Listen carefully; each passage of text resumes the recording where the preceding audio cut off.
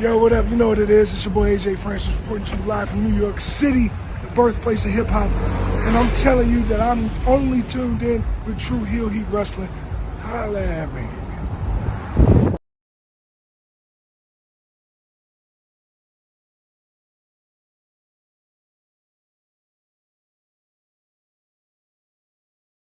What's up, True Heel Heat? True Heel Heat. What's up? True Heel Heat.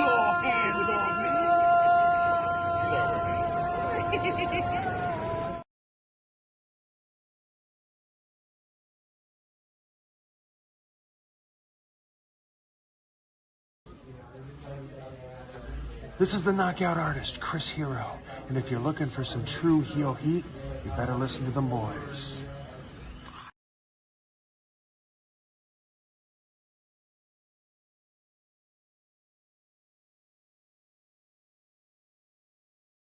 What's going on, everybody? This is your former AEW World Heavyweight Champion. Once a champion, always a champion. Swerve Strickland. Whose house? Swerve's house. You're watching True Heel Heat podcast.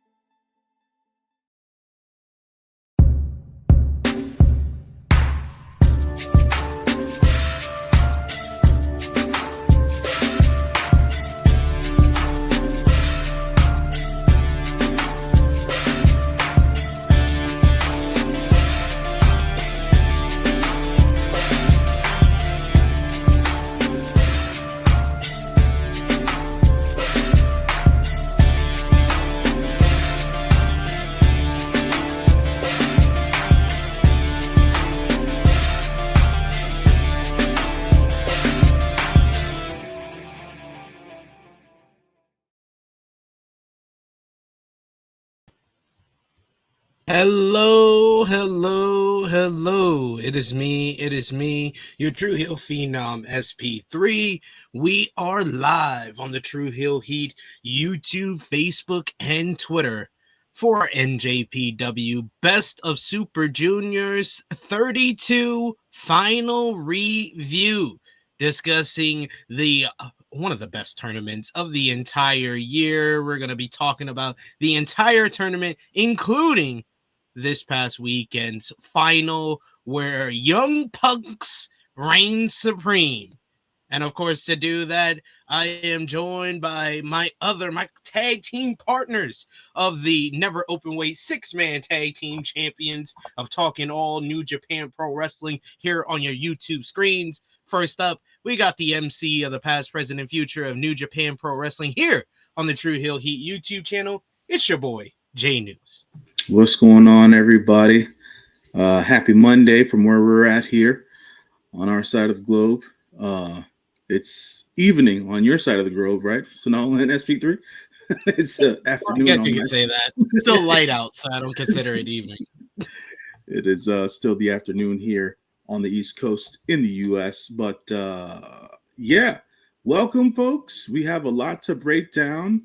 I want to talk about the consensus idea of what the BOSJ was this year in comparison to what the final was, because it was quite an interesting conversation that was going on online, at least, about the best of Super Juniors. So there's that. But yeah, shout out to Christopher Leclerc. It's his birthday today. So I want to shout him out in the chat. Happy birthday. Yes, we're going to talk all about the entire tournament as well as this past weekend's final. Happy birthday to Christopher. And of course, we got to welcome the third of our team, the most positive New Japan Pro Wrestling fan in the verse, which I'm sure she's going to have some thoughts on all of what you've said about her beautiful Best of Super Juniors tournament. It's her life.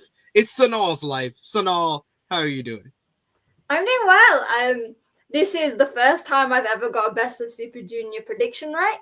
This is history making. This is great. Hey, and yeah, once you started doing content on this channel, it seems like you've been on a kind of roll got when it comes to tournament. Being on True Heel Heat has honed in my brain instead of my heart. But then actually, to be fair, this one was like a combination of both with Fujita. But yeah, I'm going to be here to probably go against everything that's been said on the internet. I mentioned this on social media. I might go against you too. Who knows? But I can just say that I am once again very happy with this tournament this year. Except two blunders, those two people blunders. But aside from them two, it was great.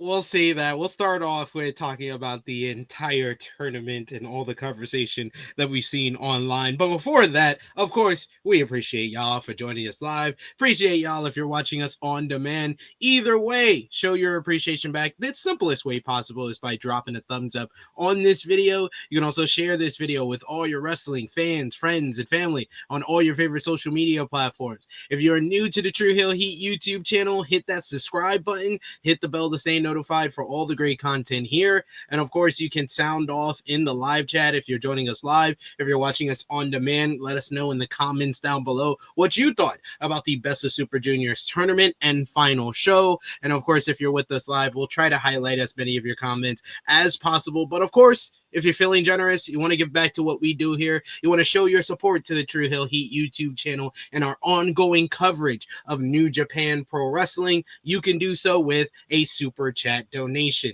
Any dollar amount matters. It goes back to contributors that you see on screen with us here. It's the best way to make sure your comment is highlighted on screen, and it goes a long way to help the channel grow and move forward. So we always appreciate the support. We got Greg Carter II joining us. He says, hello, everyone. We got Zach in the chat, says, hello, everyone. We got Greg Carter II saying happy birthday to Christopher. Some love for Christopher in the chat.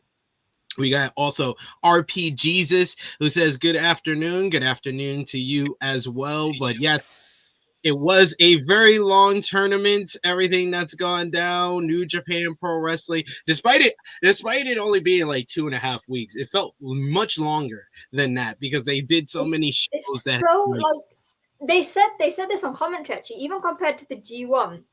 The Best of Super Junior is much tougher with their schedule. They condense everything like in a much shorter period, and considering that the style really is much more high, like flying and more dangerous, that's a lot on the bodies of the wrestlers. Yeah, we're wrestling like nine singles matches for everybody in the block, and then combined with that, like the separate block days that you had to do like multi-man and preliminary preview tags. Like, yeah, these guys have wrestled like 10-11 times in 2 weeks. That's just insane to me. But it's travel days as well, traveling up and down Japan. Yeah, which is very, very tough from what everybody has told me. We also got Call Me Mr. Bonda in the chat here. But yes, without further ado, let's get into discussion about the entire tournament that is the Best of Super Juniors tournament. A lot of discourse going on throughout social media, and I chimed in on it as well. I would say that the Best of Super Juniors, as always, is going to give you high-end professional wrestling, a lot of good to great matches throughout the tournament, and we'll kind of discuss our favorites going into the final show as well during this conversation. But I think that the one nitpick that I saw that I actually do agree with is that the booking wasn't the strongest in this Best of Super Juniors tournament. And the fact of the matter is that you have like a guy that's been kind of an anchor and the ace of the junior heavyweight division in Hiromu Takahashi.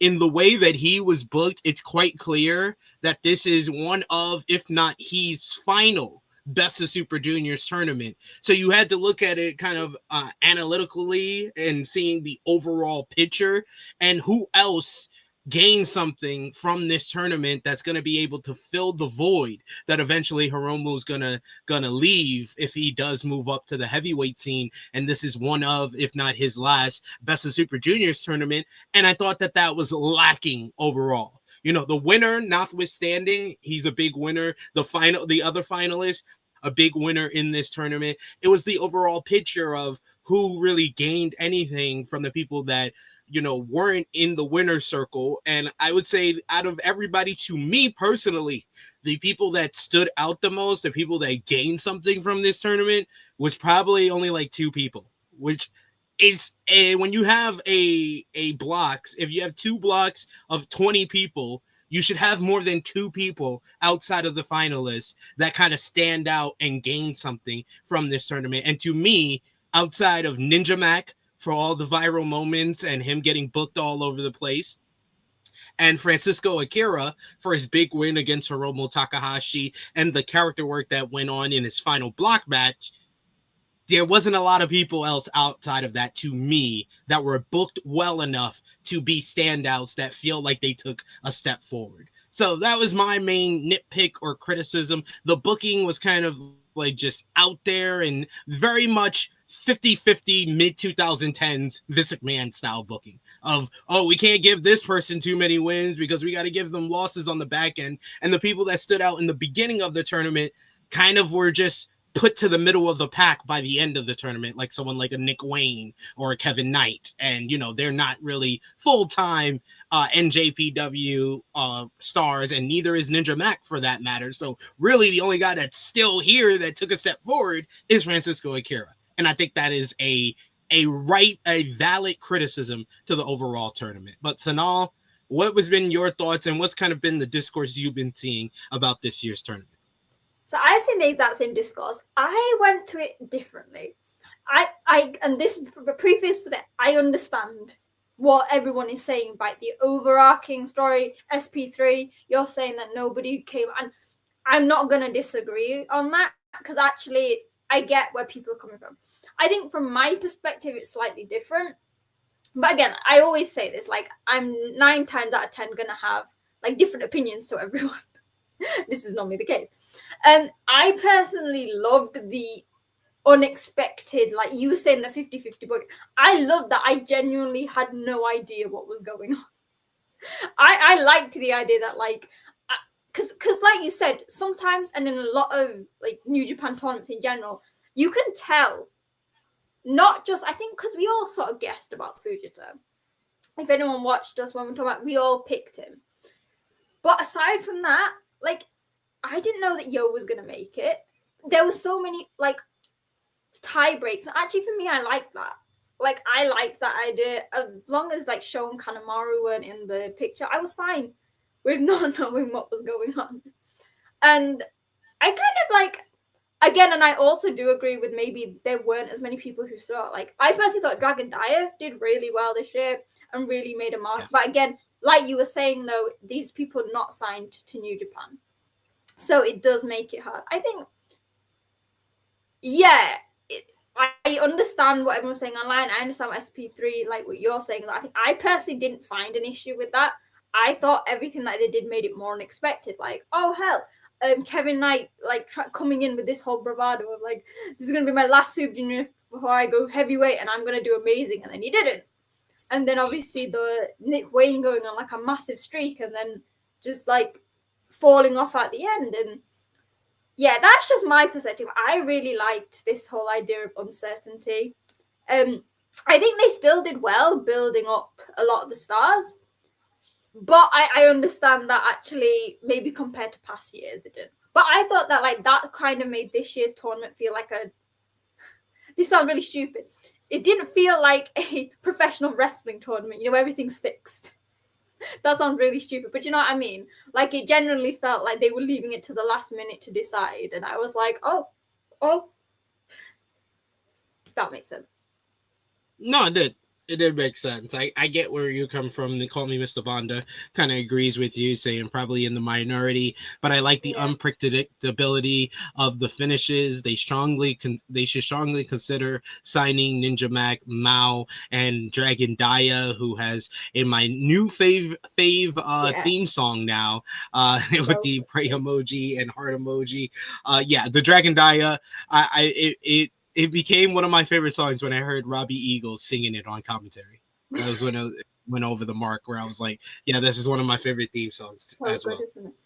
I want to like relate to that. I think, they should definitely think about signing Ninja Mac, but I kind of think Mao and Dragon Daya work well where they are, and they'll work well, you know, because they've obviously got this whole like league thing of coming in and making. I want them to make more appearances, but I think because they've signed and they've got their companies, I don't think they need to come to New Japan.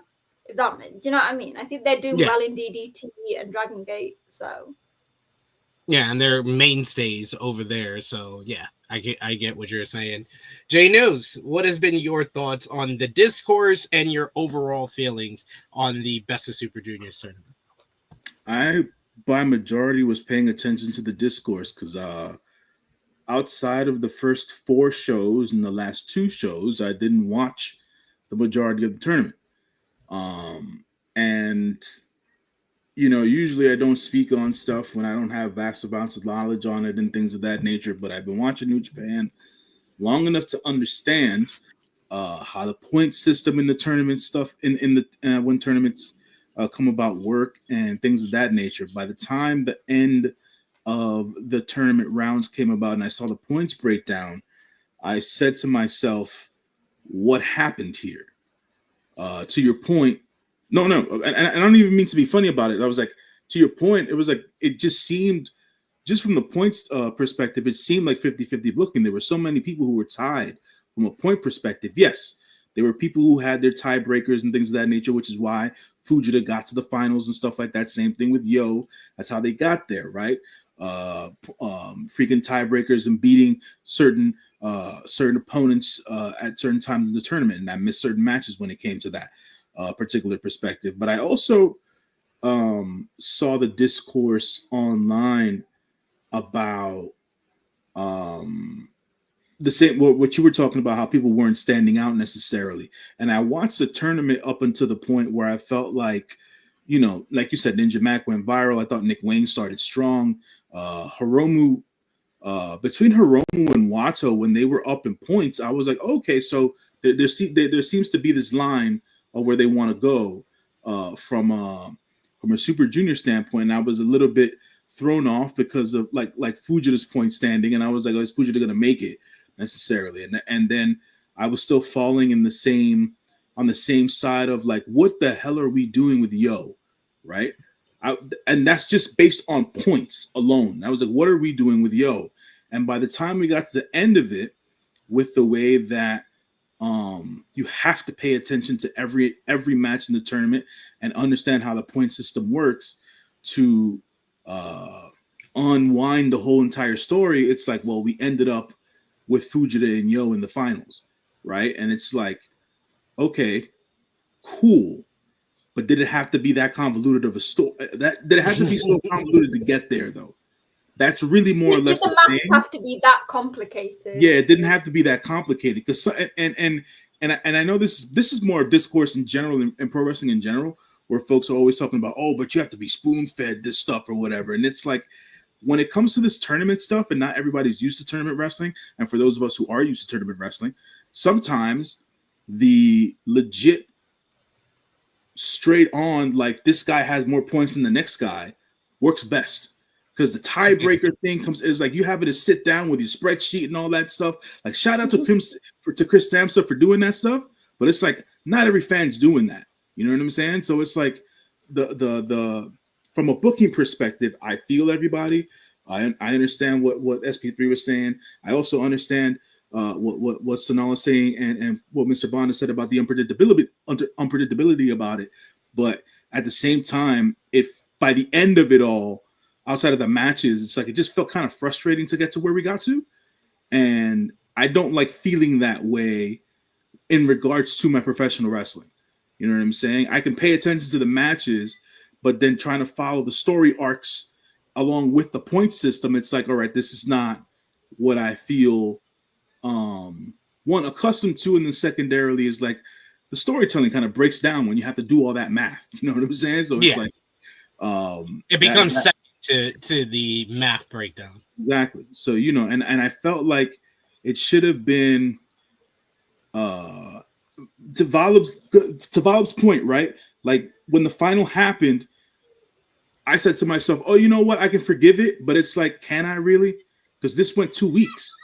You know what I'm saying? This went 2 weeks. And these guys wrestled, what was it? I think it was 11 out of 14 nights. And it's like for all of this to come down and all the work they put in, it's like, I don't know. I can understand. Me personally, I can be forgiving of the tournament, but I can't be forgiven of some people's booking. And I will point to the biggest victim of the Best of Super Juniors tournament this year was my finalist prediction of Robbie Eagles. Robbie Eagles was treated like a second-class citizen in a promotion that he is featured prominently. That he just came off a tournament win in the Super Junior Tag League last year. He was an IWGP Junior Heavyweight Tag Team Champion this year. And then he comes into this tournament. He doesn't get one main event.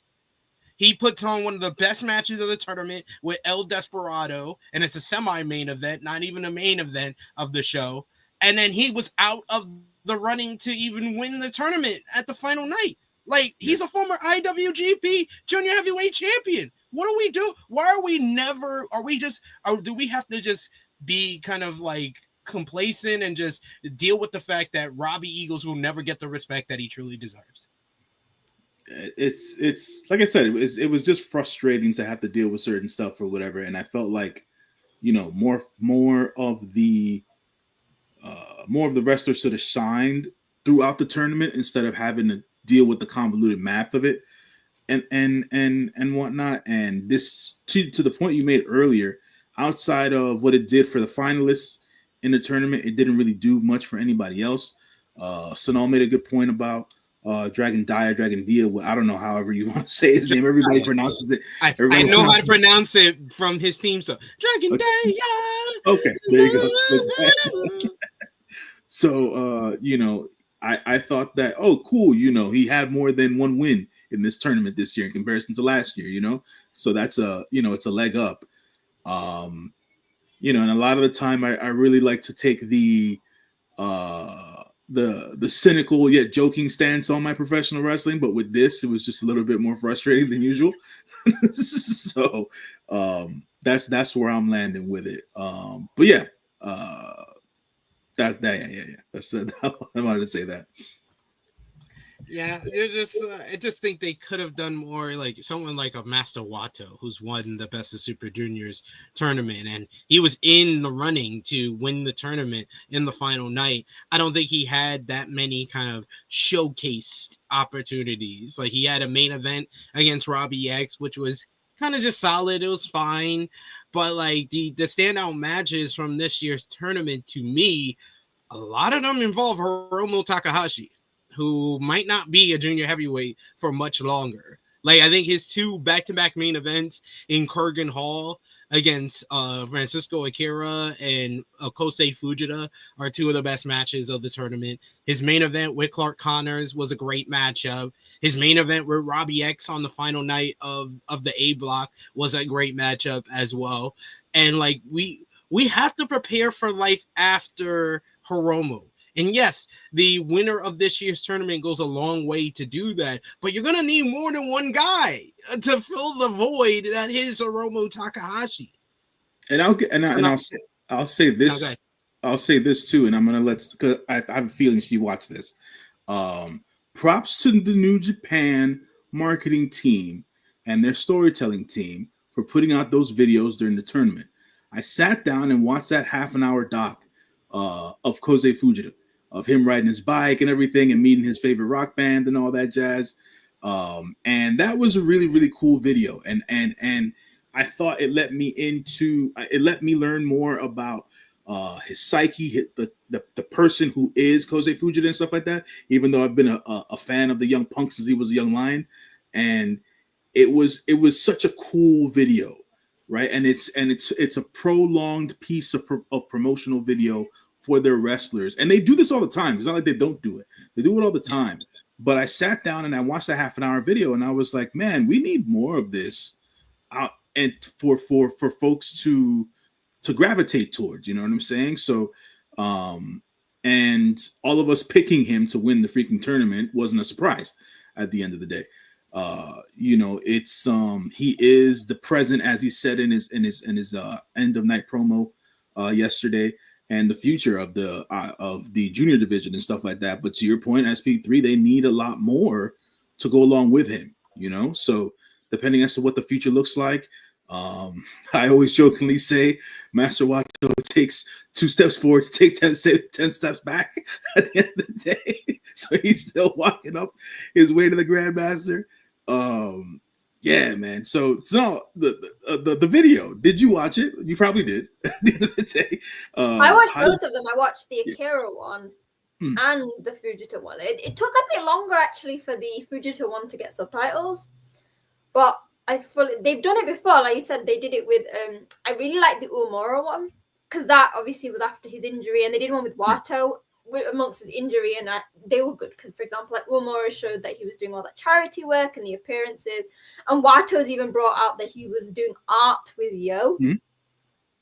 But specifically, they're a bit long.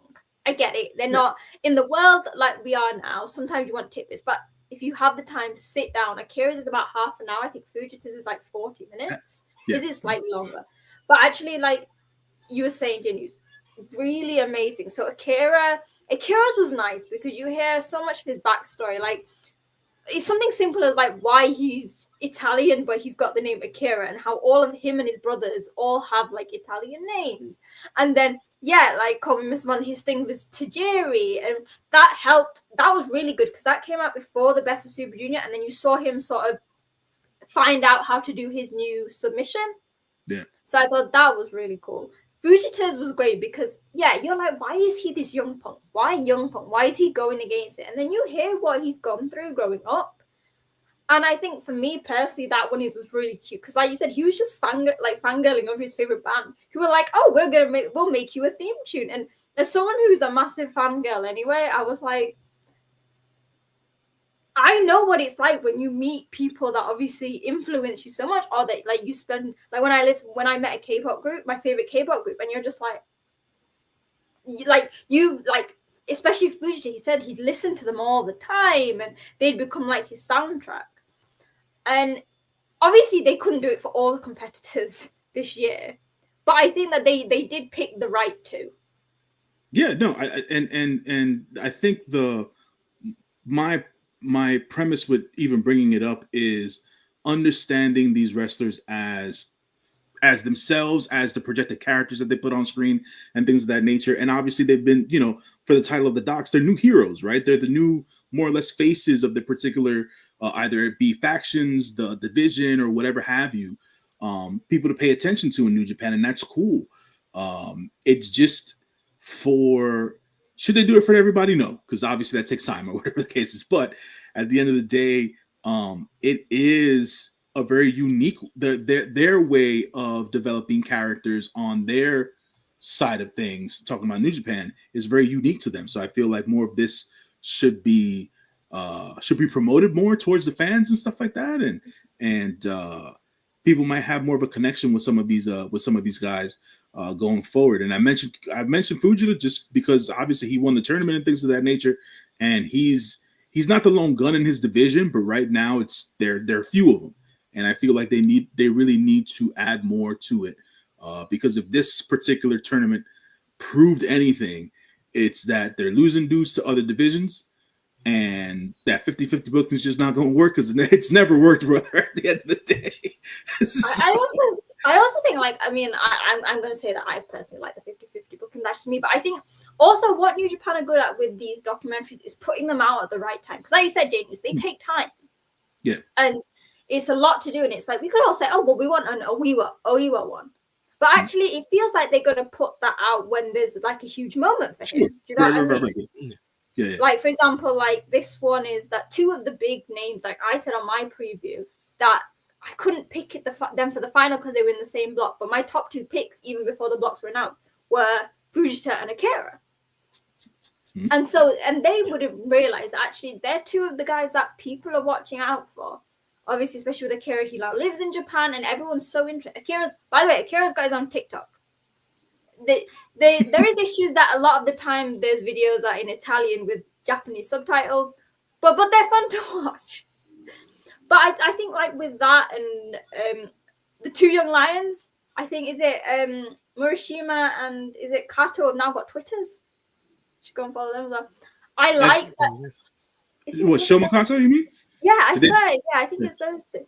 I like that they're slowly like bringing in more ways for us to connect to these new guys, because we always say we want to push the new generation, but actually, if you think about it, it's going to be hard for us to let go of the past.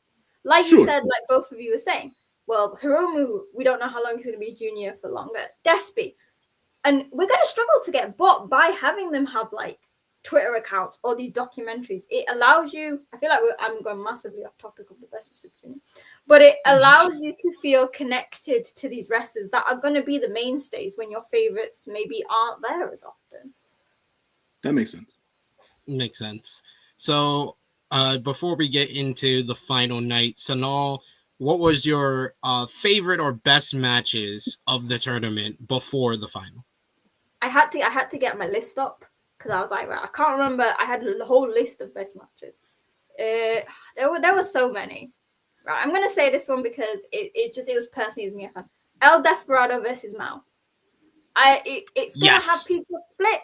I understand. No, I loved it. I think on True Hill Heat Flagship, I made that like one of my matches of the week when that happened. Like that happened the morning before True Hill Heat, and I added it to my list. I think if you're a professional wrestling traditionalist who would never like to see DDT, maybe not for you.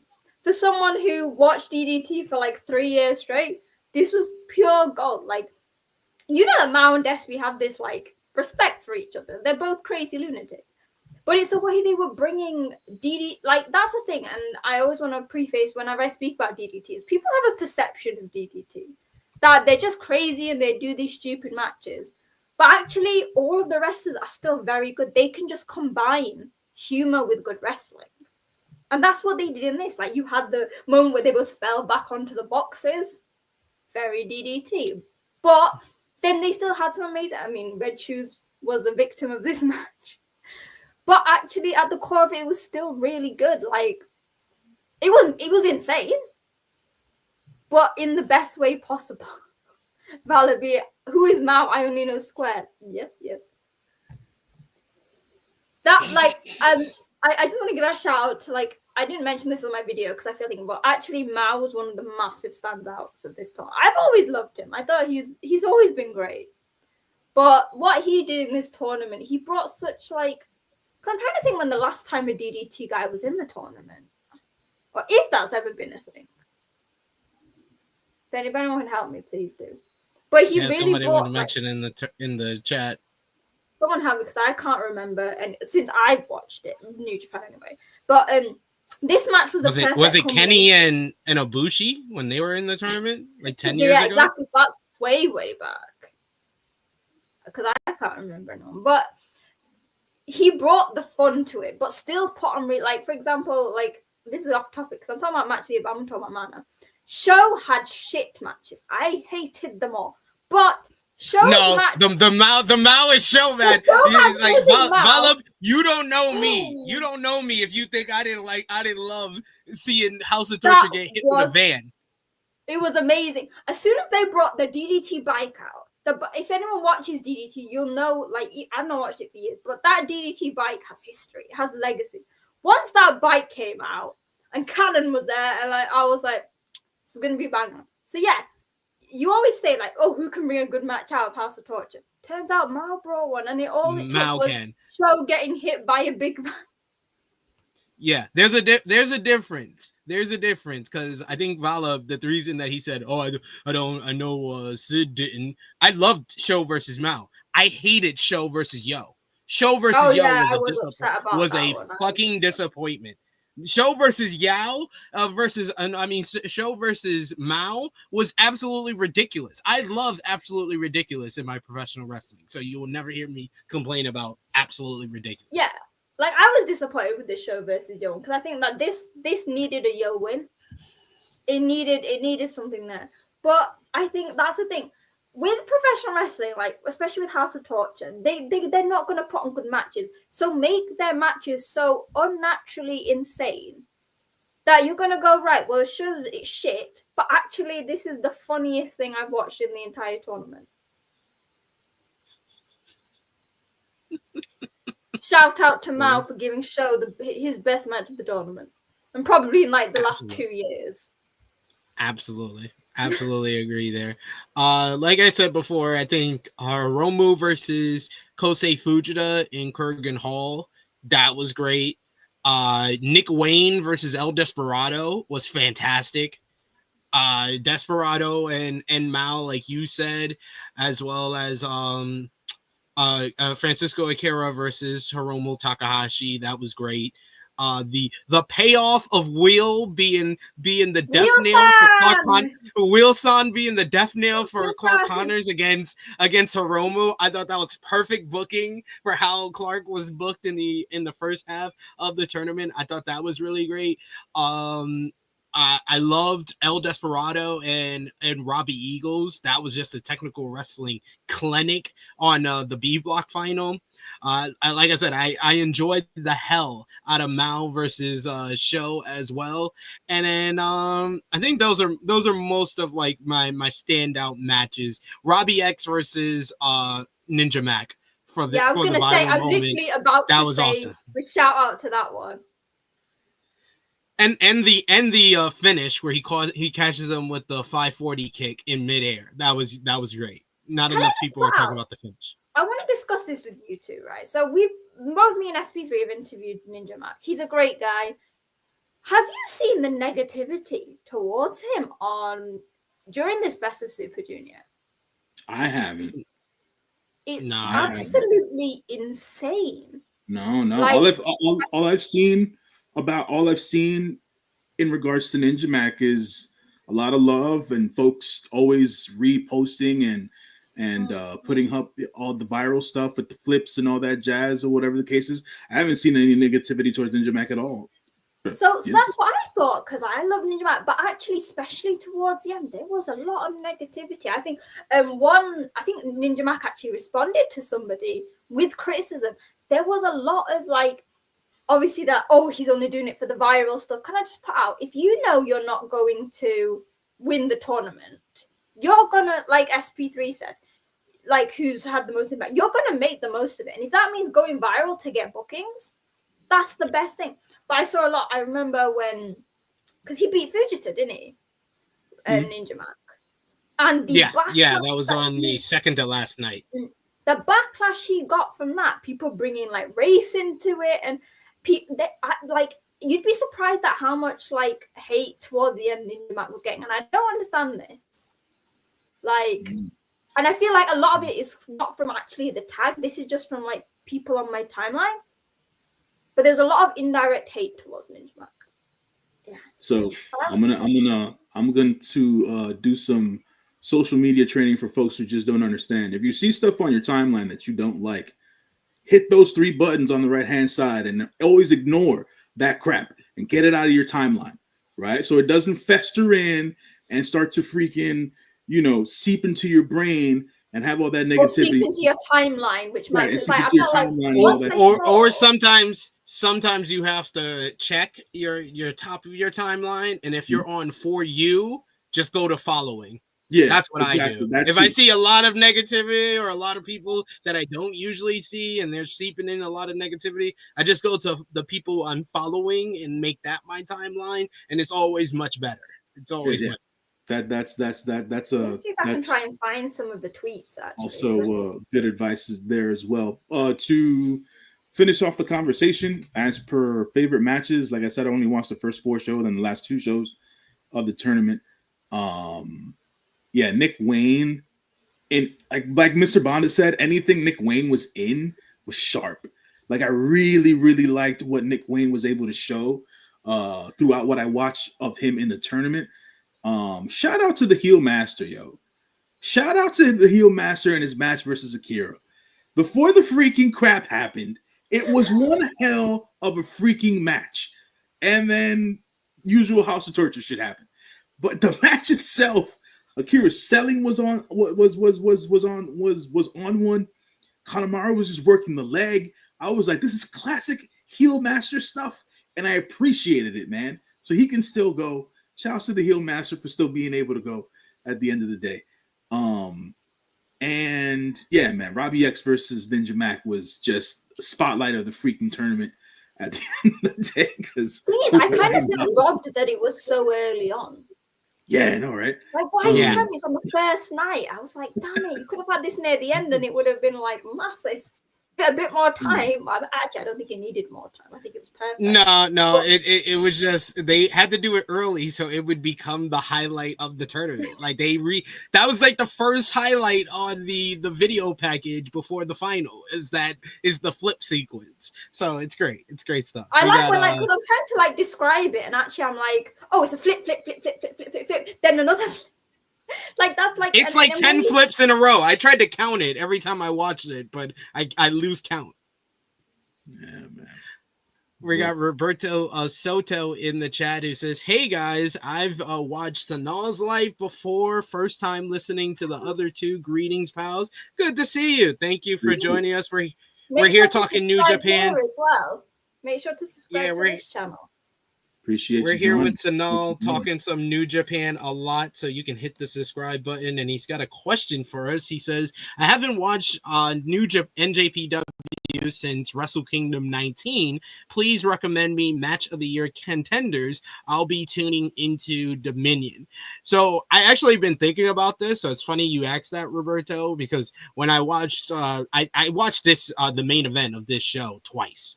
I watched it again this morning. And I was like, where does this rank as far as like the New Japan matches of the year? And I think it's in the top 5. Yeah, it's but up there. Outside of that, outside of this one, I would say Kenny Omega versus Gabe Kidd from Wrestle Dynasty, Gabe Kidd versus Yota Tsuji from New Beginning, Hiroki Goto versus Zack Sabre Jr. from New Beginning. And I would say outside of those 3, Goto versus Zack is good, not just for the wrestling, but the whole storytelling of it. Like, is really good. Absolutely agree there. And then outside of those 3, my the sneaky one that I would probably put in the top 5 is the Dog Pound Steel Cage matchup with the Bullet Club War Dogs and House of Torture, because it's literally the greatest match in House of Torture history. And also, we weren't like cringing like last year's with them, the War Dogs and Empire, that someone was gonna like. Poor Coughlin obviously had to end up retiring, so it felt much safer to watch, and I was happier to enjoy it. Shouts to everybody's Bullet Club leader. I'll also mention the David Finlay versus Yota Tsuji match, the last one that they had. Well, he said he watched Wrestle Kingdom, so that's why I didn't mention that one. But yeah, that's definitely in the running for like a top 5 New Japan match this year. We got yes, Power Driver finisher. I will always mention Gabe Kidd and Kenny Omega, despite it not being my match of the year anymore, because Will Ospreay and Hangman Adam Page happened at Double or Nothing. It's still in the top 2. It's still the one of 2 matches. I will always be proud that I was attending one of your top 2 matches in person. That's my claim to fame, guys. I watched the match that is in SP3's top 2. Absolutely. It was their live, Absolutely. folks. It was their live. Takeshita and Ishii is a great shout. Yeah, that's in the top. Sure That's a top 5. That's a top 5 contender right there too. But yes, there's a lot for you to watch, Roberto. And he says, thanks, guys. I've been hearing a lot in regards to Hiroki Goto. Yeah, if you go back and watch Hiroki Goto's title matches, those are some of the best, like, top 10 matches of New Japan's year so far. The Zack match where he won the title, Hiroshi Tanahashi match, versus Konosuke Takeshita versus at Windy City Riot as well. Is up there as far as one of the best matches from New Japan this year. The Nagata match and the Callum Newman match, all great matches. Yeah, I always forget. Yeah, the Callum Newman match was great just because that was like such a standout for Callum. That match sat with me for days. I was like, this kid did it, man. This kid did the damn thing. They got to put the rocket pack on him, man. And it was just like, and then we went to Best of Super Juniors, and it's like, well, we won't see it for a couple of weeks. So there's that. And also Desperados had some great matches. The hardcore match with Clark Connors, the Kosei Fujita matchup earlier this year, as well as the Francisco Akira title defense was great as well. Yeah. Maybe just go on to New Japan World. Pick one wrestler and just pick a random match and just see, because obviously we're all gonna have different, but like aside from like a few wrestlers, House of Torture, those people have had a very good year this year. This is true. But let's get into this show. So as always, what we do with these reviews here on the channel, Sonal, give me one word, one phrase to give your overall thoughts on the Best of Super Junior 32 final. Just the final night. Yeah, the final night. Success. J News. One word, huh? One word, one phrase. You know what? I'm gonna take a page out of the Rock's book. Finally, that's where I'm at, and it has more to do with Yo than anything else, man. Yo, that's my one word. Yo. That's my one word. Can I just preface this? Yo. I'm very avid on. I don't. Before the final, when Yo got to the final, I saw people on social media. Why Yo? People hating on him. I have been a Roppongi 3K fan since the minute I watched it. And it was so funny how people like switched up. Like in the days before the final, like, oh, Yo didn't deserve it, Yo deserved it. And then suddenly they had that final and it was like, oh my God, Yo. And I'm like, why has no one seen this from Yo? Yo.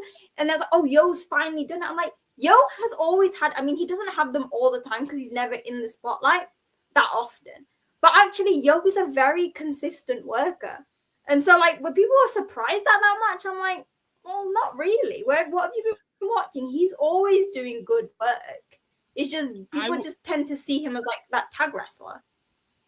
I will just say I can understand the criticism against him or why people were down on him as the choice to make the finals, because you got to go back to 2018, 2019 when Roppongi 3K first come back. They were like pegged as the two guys that were going to be the future of the junior heavyweight division. You know, Sho decided to go on drugs and join his badass friends in House of Torture. But like even with Yo, we thought that okay, Sho's out the way. Sho is not gonna reach his true potential. So now it's on you, Yo. And you know he had the great performance in the Best of Super Junior final in 2021, but he hasn't had that many standout performances since then in a singles capacity. I think he's really good whenever he gets to do some tag team wrestling, but in a singles capacity, I think we can all probably count on one hand the amount of like standout singles matches he's had since his last Best of Super Junior final. But I was not part of the group that were crapping on Yo being in this final because I knew he could step up to the occasion, and he even exceeded my expectations. That's the thing. I don't have issues with people saying like, because obviously I'm Roppongi 3K through and through, Yo through and through. So I'm always going to be biased. I always say this on this podcast. Everything I say is coming from the heart. So as the biggest Yo fan, that's the thing. And I understand, like, actually, Yo is not for everyone. So I get it. But actually, like, to discredit him going into the final, I didn't get it. No, I think Yo is for the children. I think Yo is for the children. That is my personal thought. After all of this mess, I feel like Yo is for the children. I think he's one of those characters that's very interesting. Because I think in wrestling, you tend to have, like, an idea of what a wrestler is and what you think. Yo, and I always say this, he borderlines on so many things. He borders on gender, sexuality. He's just everything about him is unclear.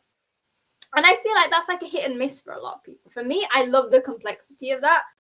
I love that Yo, sometimes he's the most energetic person in the ring, but then sometimes he's very like tranquilo and things like that.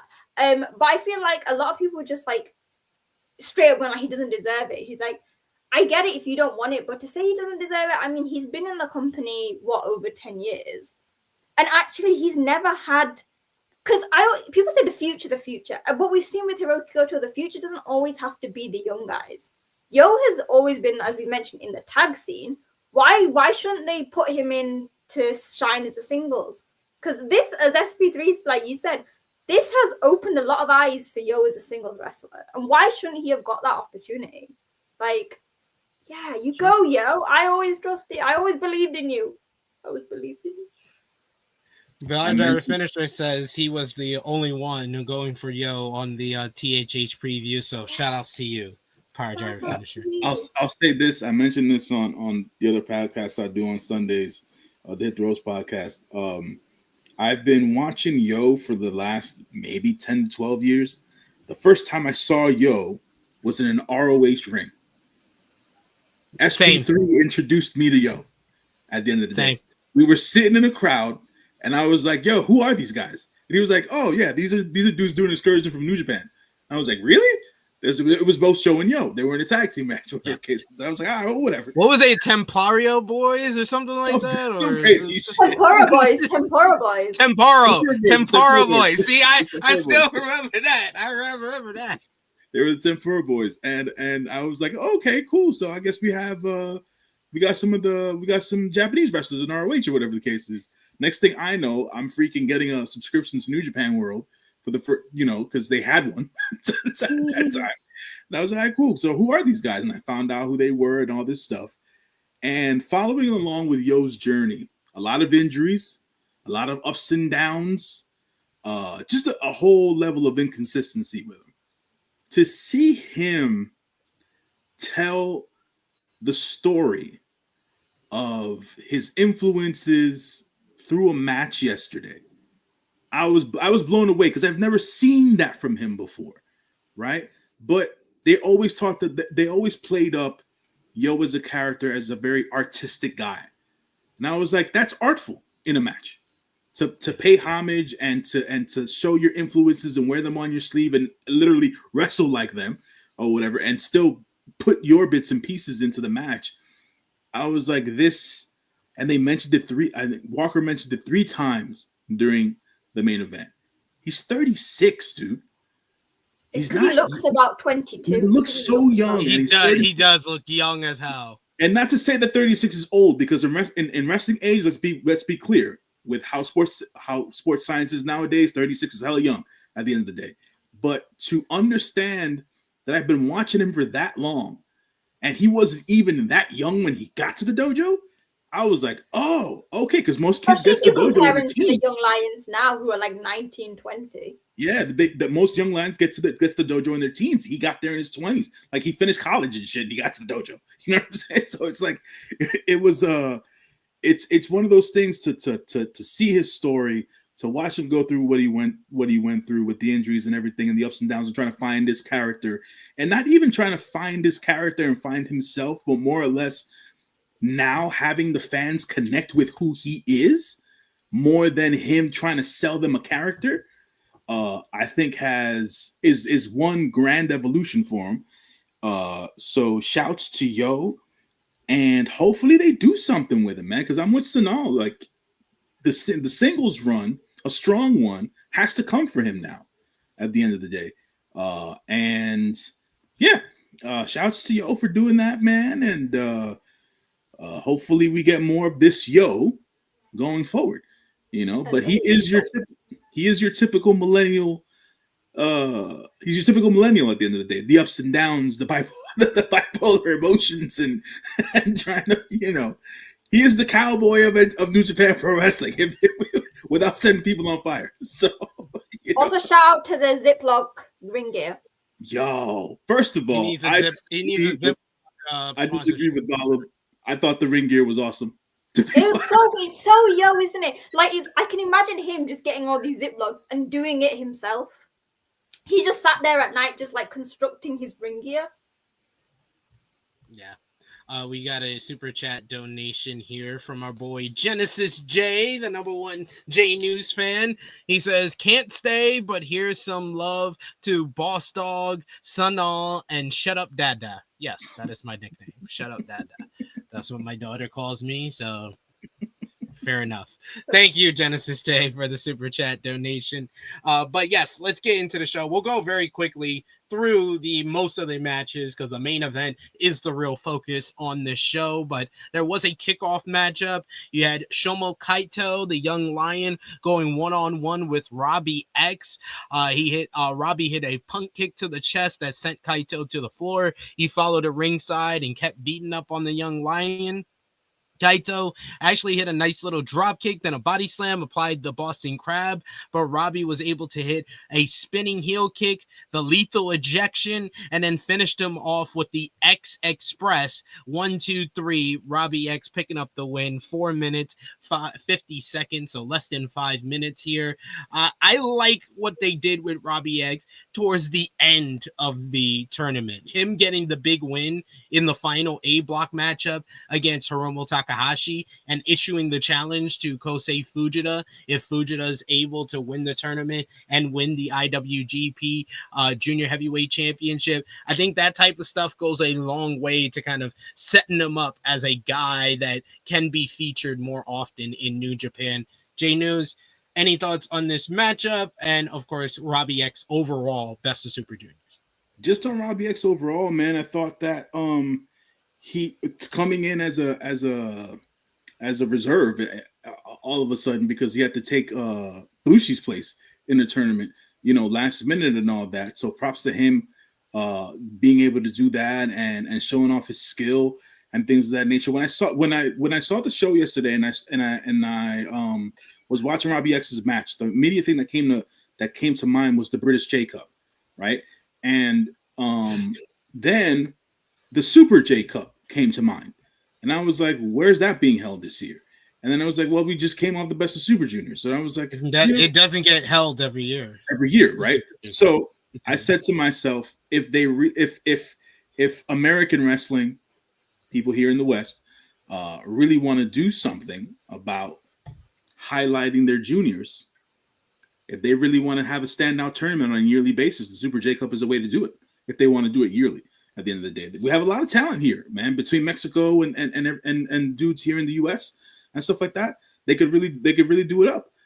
So I thought of that because I was watching Robbie X do his thing on it. But shouts to Robbie X. I think he did a great job during the tournament.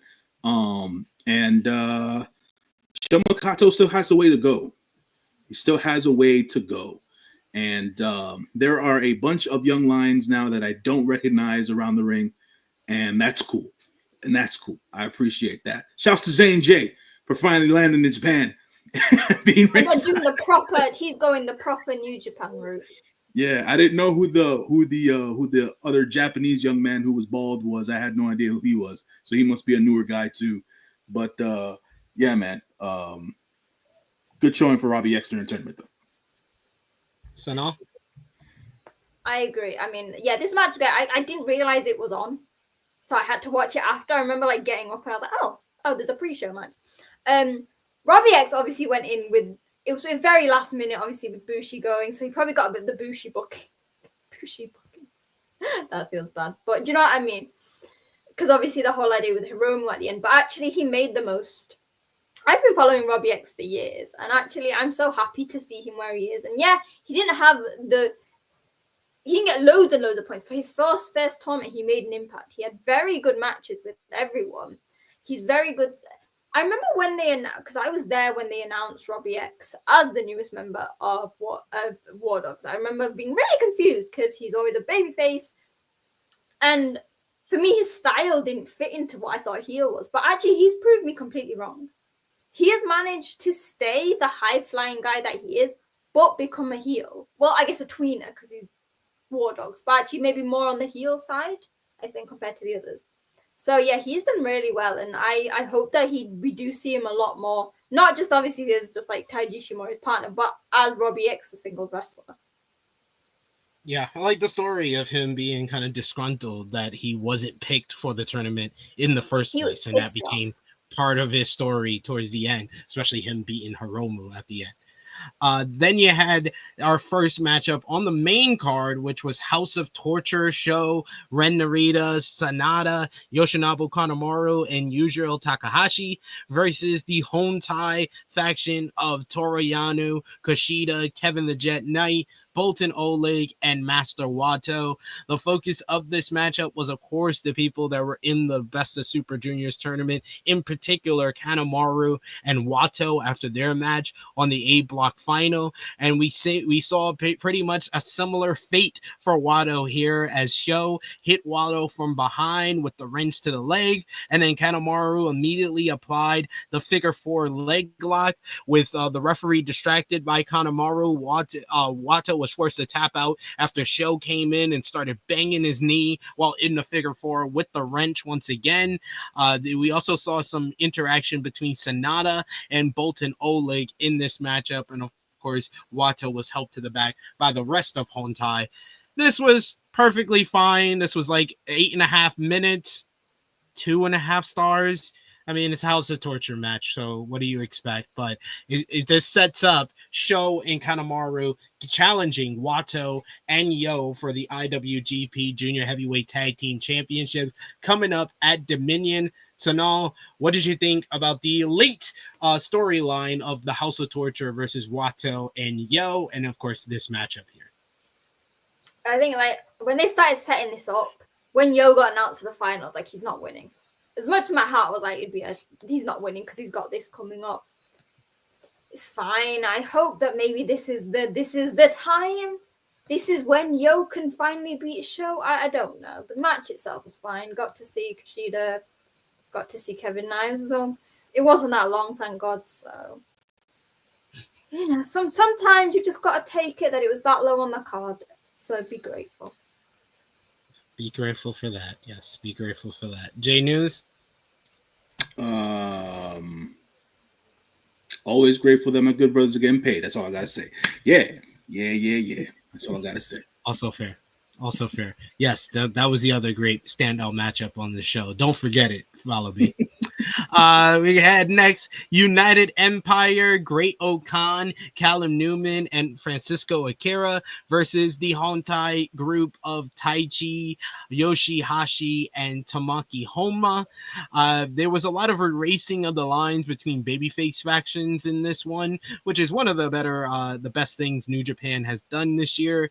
You wouldn't have seen like Taichi teaming up with Hontai like this. So this has been some fun matching up that they've done.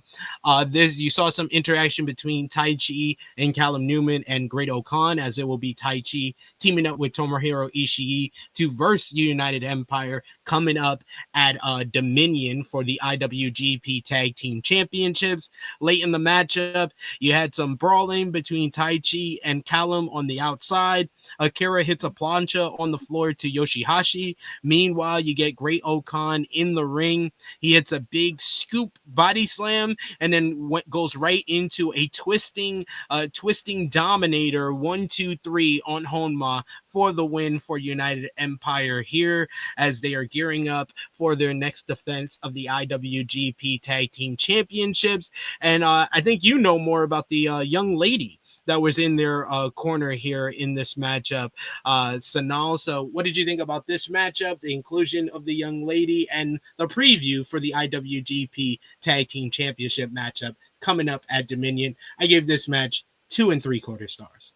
No, it was cool. It was cool having her there because they actually did a really good job on commentary of describing everything going on. She made her return earlier in the day. She's a wrestler, voice actress, everything. I love how like the Empire just have the most random things. Like they bring out amazing female wrestlers, but then they'll have a mascot coming out. The Empire is just random as shit. I love it.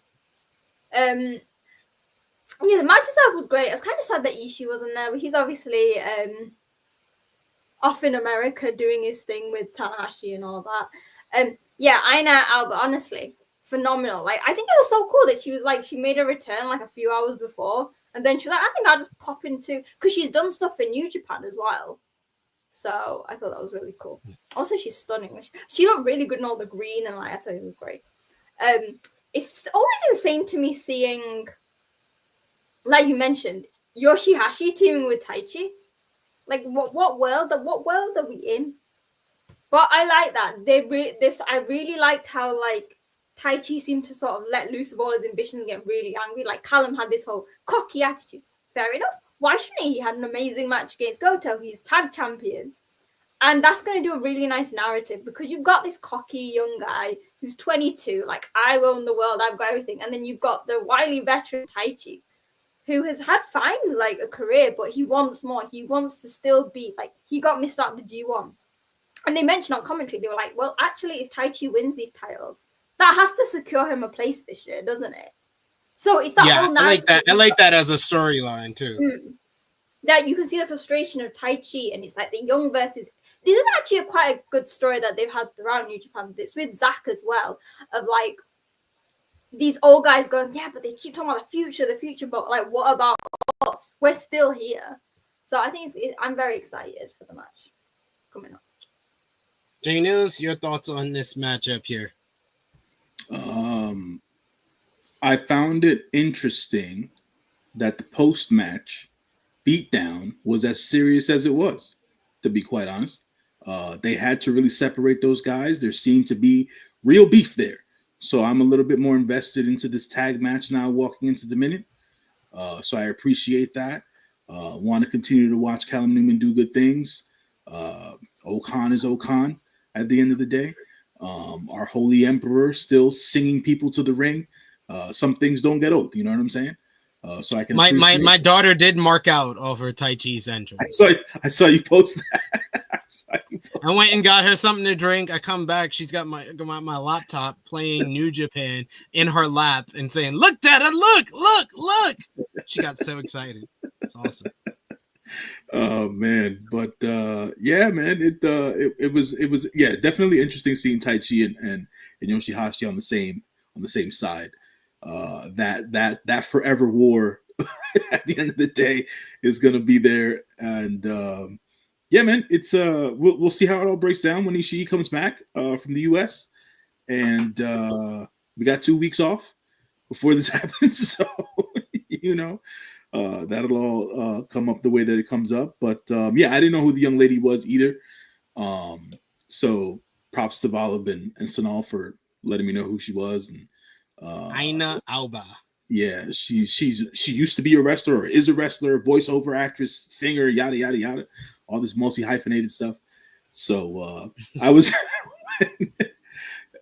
you know what? Don't forgive me because I'm still a guy at the end of the day. When she walked out of the curtain, I was like, who's this cute ass girl with the Empire? And I was like, what's going on? To be fair, she's stunning.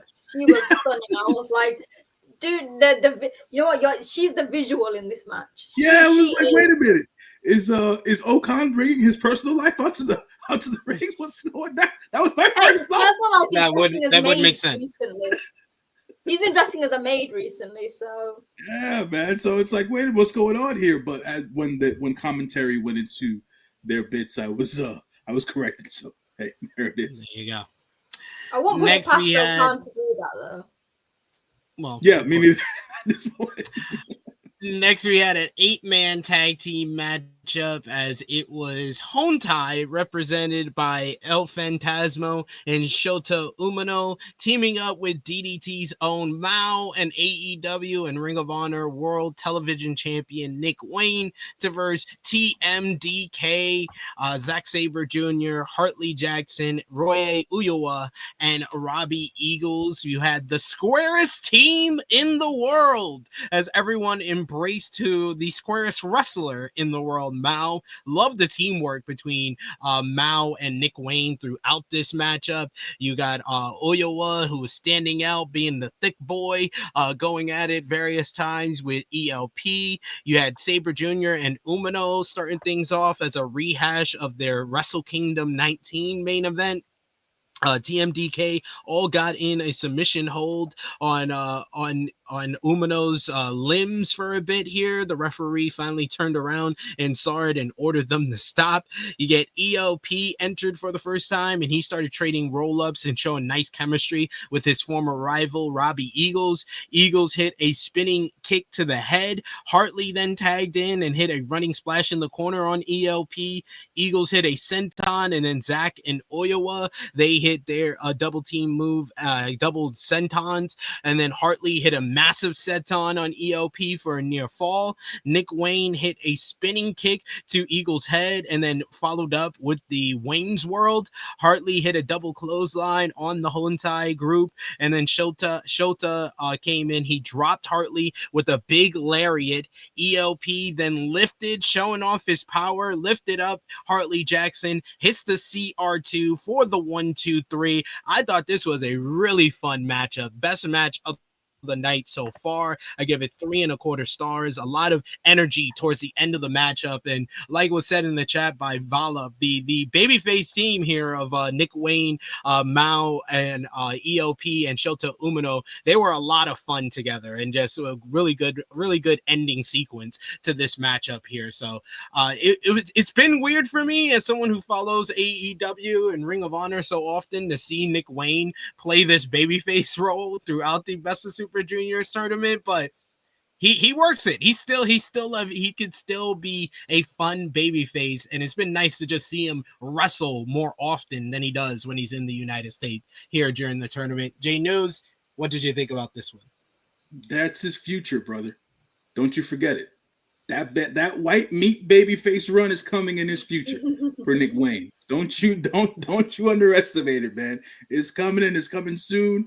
And I hope good things for that kid. Like, first off, before he went on to his tournament run, he did one of those sit downs with Renee Paquette, talking about his opportunity about the Super Junior tournament and things of that nature or whatever. And the dude seems very humble, very, very genuine about taking the opportunity for what it was and showing out, and he did that. So I wanted to shout out Nick Wayne there. Hopefully better things for him on AEW TV, and if not, just send him to Japan and he'll be a fucking superstar. That's really the end of that at the end of the day. No, but like you said, SP3, fun match between everybody here. I've been watching Mao for a few years now, and first of all, to see his transformation as a wrestler is one. Secondarily, his physical transformation in the last couple of years is something to behold. He's chalked at the end of the day. He's so square, but he still moves the way he did as a lighter junior. So props to Mao on that end. And he's a funny dude, but he's also super talented in the ring. So got to give him that there. I don't know what to do with Shooter, man. I still don't know what to do with Shooter, bro. Like, he doesn't know where he wants to go. You know, he comes out, he's still giving bracelets to the kids. He wasn't really that serious, high-fiving everybody. And I'm like, what are we doing? Are we committing or not? He grew his hair back. I was like, are we committing or not committing? What are we doing? And ELP is ELP, man. Always have a good. I think Nick Wayne, by majority during the tournament, rode with Mao and guys like ELP and stuff like that, or whatever the case is. So I'm sure he had a great experience out in Japan from when I saw him post on social media. ELP is great. Still the TV champ. Maybe we might be able to get a match between TV champs in the future, just for the hell of it. ELP versus Nick Wayne. You know what I'm saying? You never know. Forbidden Doors coming our way. So it is what it is in that particular perspective. But yeah, man, and the other side of the coin, the members of TMDK working well as a well-oiled unit. You know, always a good time to see ZSJ. Hartley's growing on me as time goes on, so that's always cool. Oi was still doing big boy things. So yeah, man, it was a fun match to say the least. Sonal? The squares. I love how Shota Umino's chest is so big he couldn't do it properly. Everyone else was proper square, and there's like a running thing in like K-pop, like that you can't do a heart like this if you've got really big muscles, and it's like, oh, and it feels like that. Like Shota is so big that he can't be a square. I found that hilarious. I think this was a lot of fun, like you all mentioned. The team of ELP, Shota, Mao, and Nick Wayne, one I would never expect, and actually I kind of want to see it again. It's the most random 4 people you'll ever get. Like, you got 2 from New Japan, 1 from DDT, 1 from AEW, but it just worked so well. I sort of joked that maybe like the next thing for Shota is he's going to get married to ELP and they're going to be a team. Because I feel like ELP needs another husband, and so does Shota, so we'll go with that. I always love seeing TMDK. Zach's back after his time. Him and ELP win the Philippines. That was quite funny because there was loads of pictures of them just like playing games, and like Zach with a cat, and then they have to face each other. I found that quite funny. But like, it's almost like they brought that in, like they were still like, oh, they acknowledged that actually they'd been spending quite a lot of time with each other, but they are still enemies. So that was fun. I've always liked Hartley. I always think that they should do more with Hartley than what they do, because he is the guy who just gets pinned all the time. So yeah. Like, I don't know what they do with him, because obviously I feel like the heavyweights, there's so many people, but I think it'd be nice for him to get something more than just getting pinned every match. Like, he doesn't deserve the Honma treatment. He doesn't deserve the Honma treatment. I like the Zach Oiwa team, to be fair. But he doesn't deserve the Honma and Bushi treatment. Then we had tag team action as the artist formerly known as Los Ingonables de Japón, Titan and Yota Tsuji, going up against the Bullet Club War Dogs, Clark Connors and Taiji Ishimori. You had Titan and Connors opened up. Commentary mentioned that Los Ingonables de Japón are no longer a faction, yet they continue to team up with each other. Taiji pushed Yota headfirst into the ring post, and then Connors went under the ring and got his wheel son and used it against Yota in the gut. In the ring, Ishimori snapped Yota's neck between his ankles for a near fall, and he kept Tsuji grounded. Yota hit a tilt-a-war backbreaker over his knee and then tagged in Titan, who started picking up the pace. He hits a big Pele kick. Ishimori comes back with the lumbar check move to the ribs. Yota then got the hot tag. He knocked down Connors. Connors hit a big pounce on Yota and then a power slam for a near fall. You get Titan, who hits a springboard crossbody and then a dive through the ropes, crashing into Ishimori. Meanwhile, we got the big face-off between Connors and Tsuji, trading big forearms. They charged at each other, with Tsuji winning the battle of the Gore versus the Gene Blaster. 1, 2, 3. Yota Tsuji picks up the victory here, and what I thought was a good matchup. I thought these two teams just had a full-on kind of sprint with one another. It went 8 minutes, and it was all thriller, no filler. Really good stuff from everybody involved. I gave this one also 3 1/4 stars. Sonal, what did you think about the artist formerly known as LIJ versus the War Dogs? The unaffiliated. That's literally what they keep saying. They're like, the unaffiliated. I like it. I don't know what the future of like faction wise with Hiromu, Shingo, and like all that, but actually the former members of Los Ingobernables have been really great this tour. You know what I mean? When Shingo's had his random appearances, and obviously Tsuji as well. I think he's been at one point. What's his name? Is it Mascara Tomato?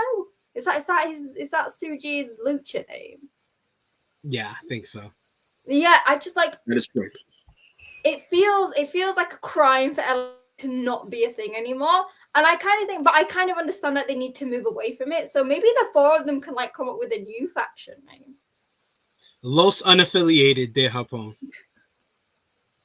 Or just Los Unaffiliated. Don't even need the de Japón because that's too similar. Just Los Unaffiliated.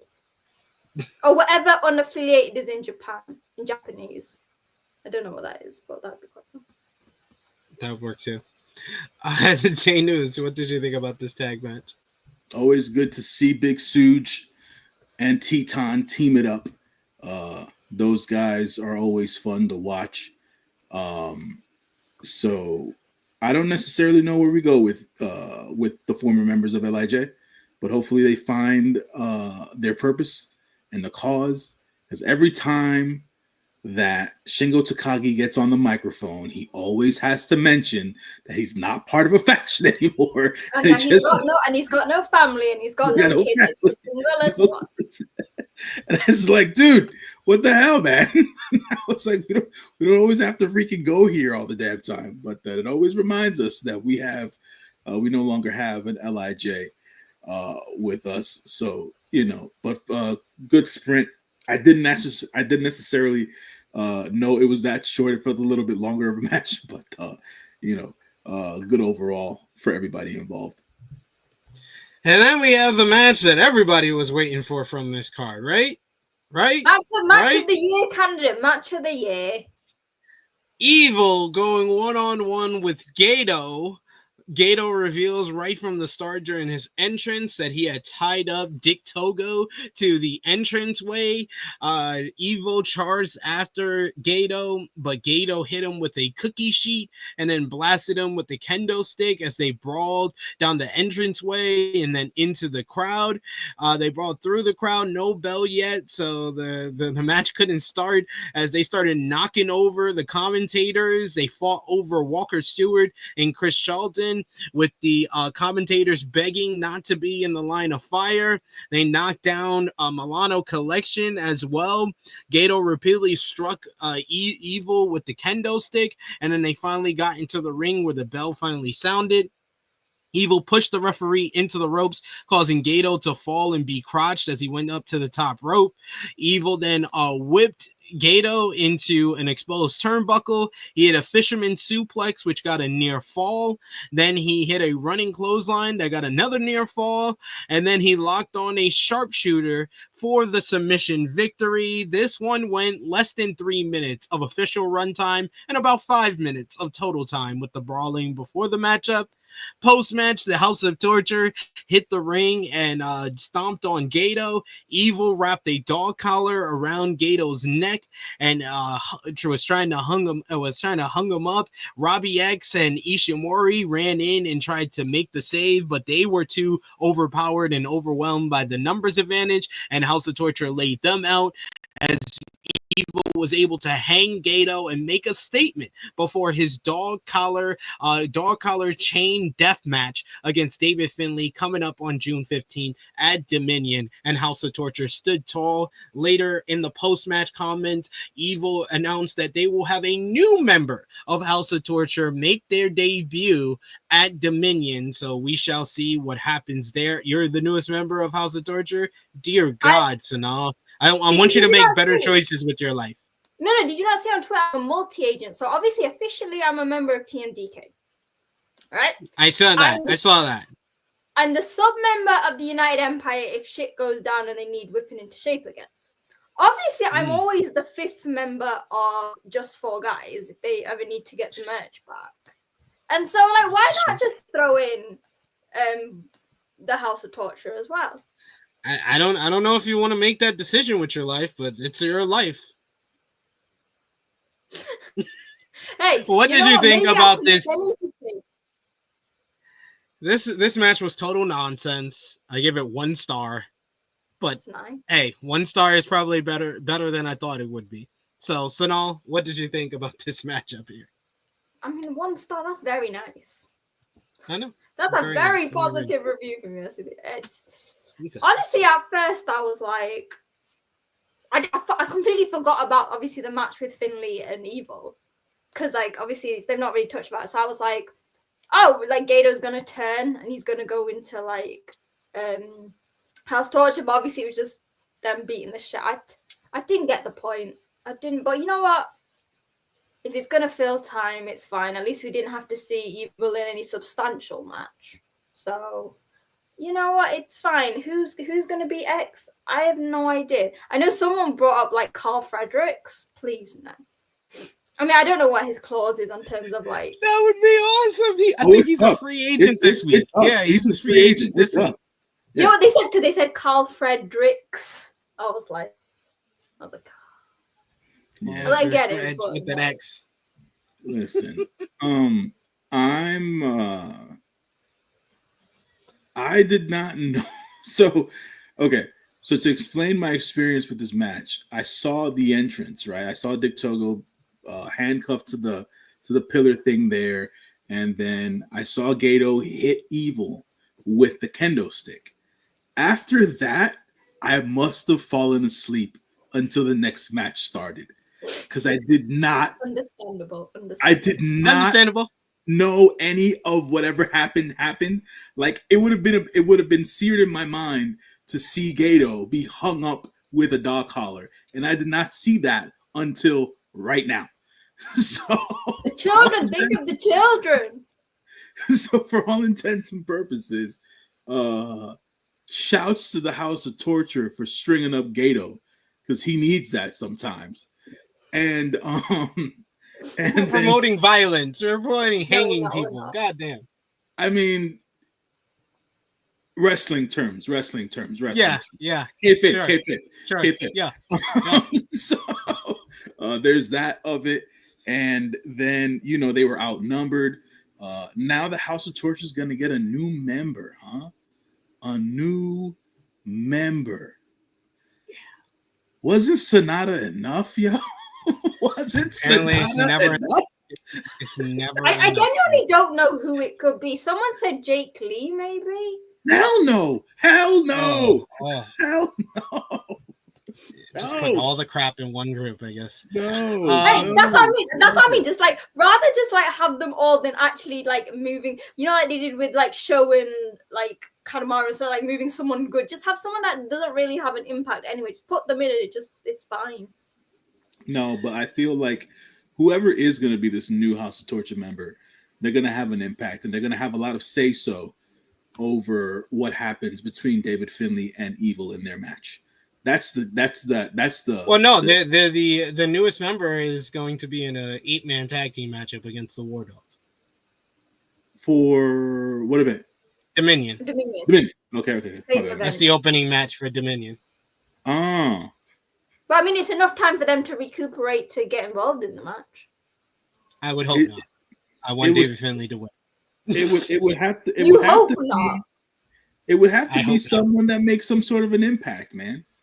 It would have to be somebody that makes some sort of an impact. I think, Shota Umino.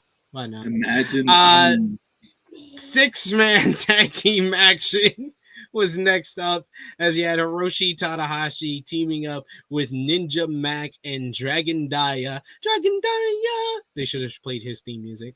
Versus Yuya Uemura, Takumi Shinoku, and El Desperado.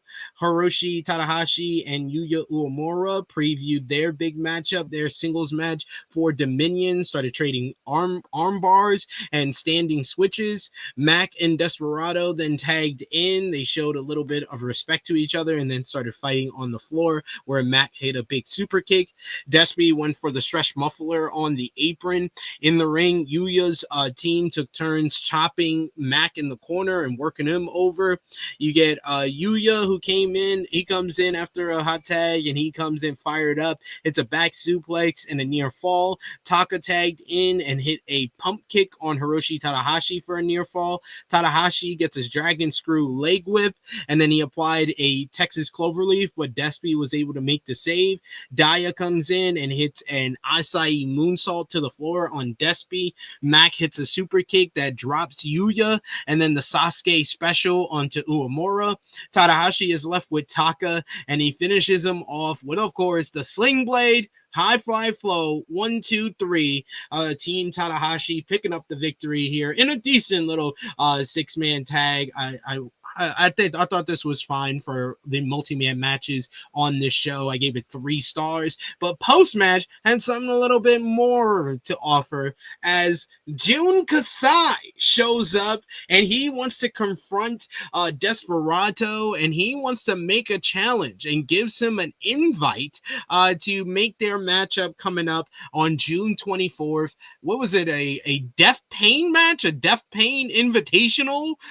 Basically a super death match that is unlike anything that we've seen before. The death match to end all death matches, and Desperado wants to make this match for the IWGP Junior Heavyweight Championship. So it has been made official that will be the next big matchup for Desperado. He will not face the winner of the Best of Super Juniors tournament at Dominion. He wants to gear up and put his focus on this final death match with Jun Kasai. No 3 ways. It's going to be 1-on-1 coming up on June 24th.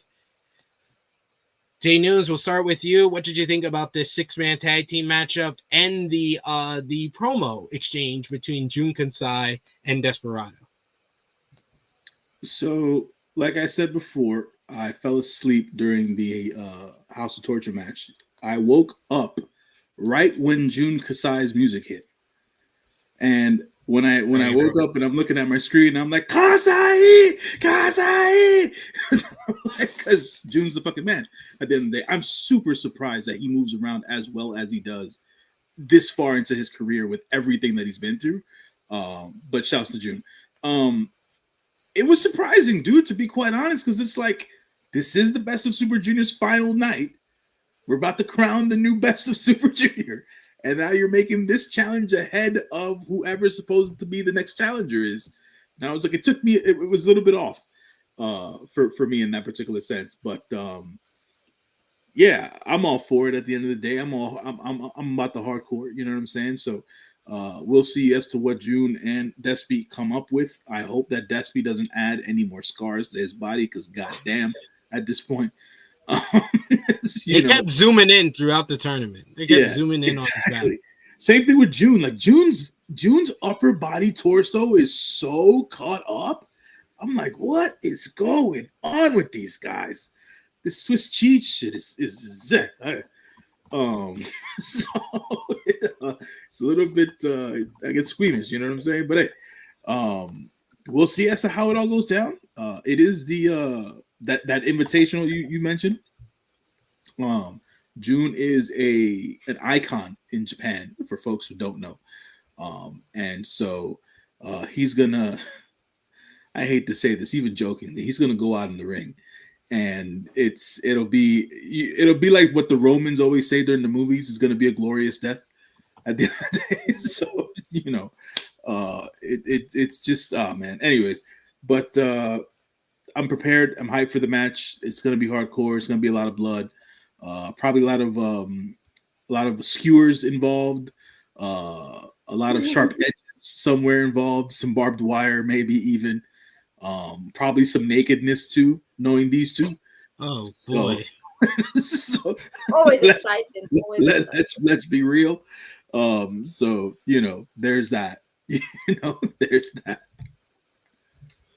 Sonal, what did you think about the 6-man tag team matchup and Jun Kasai's challenge to Desperado?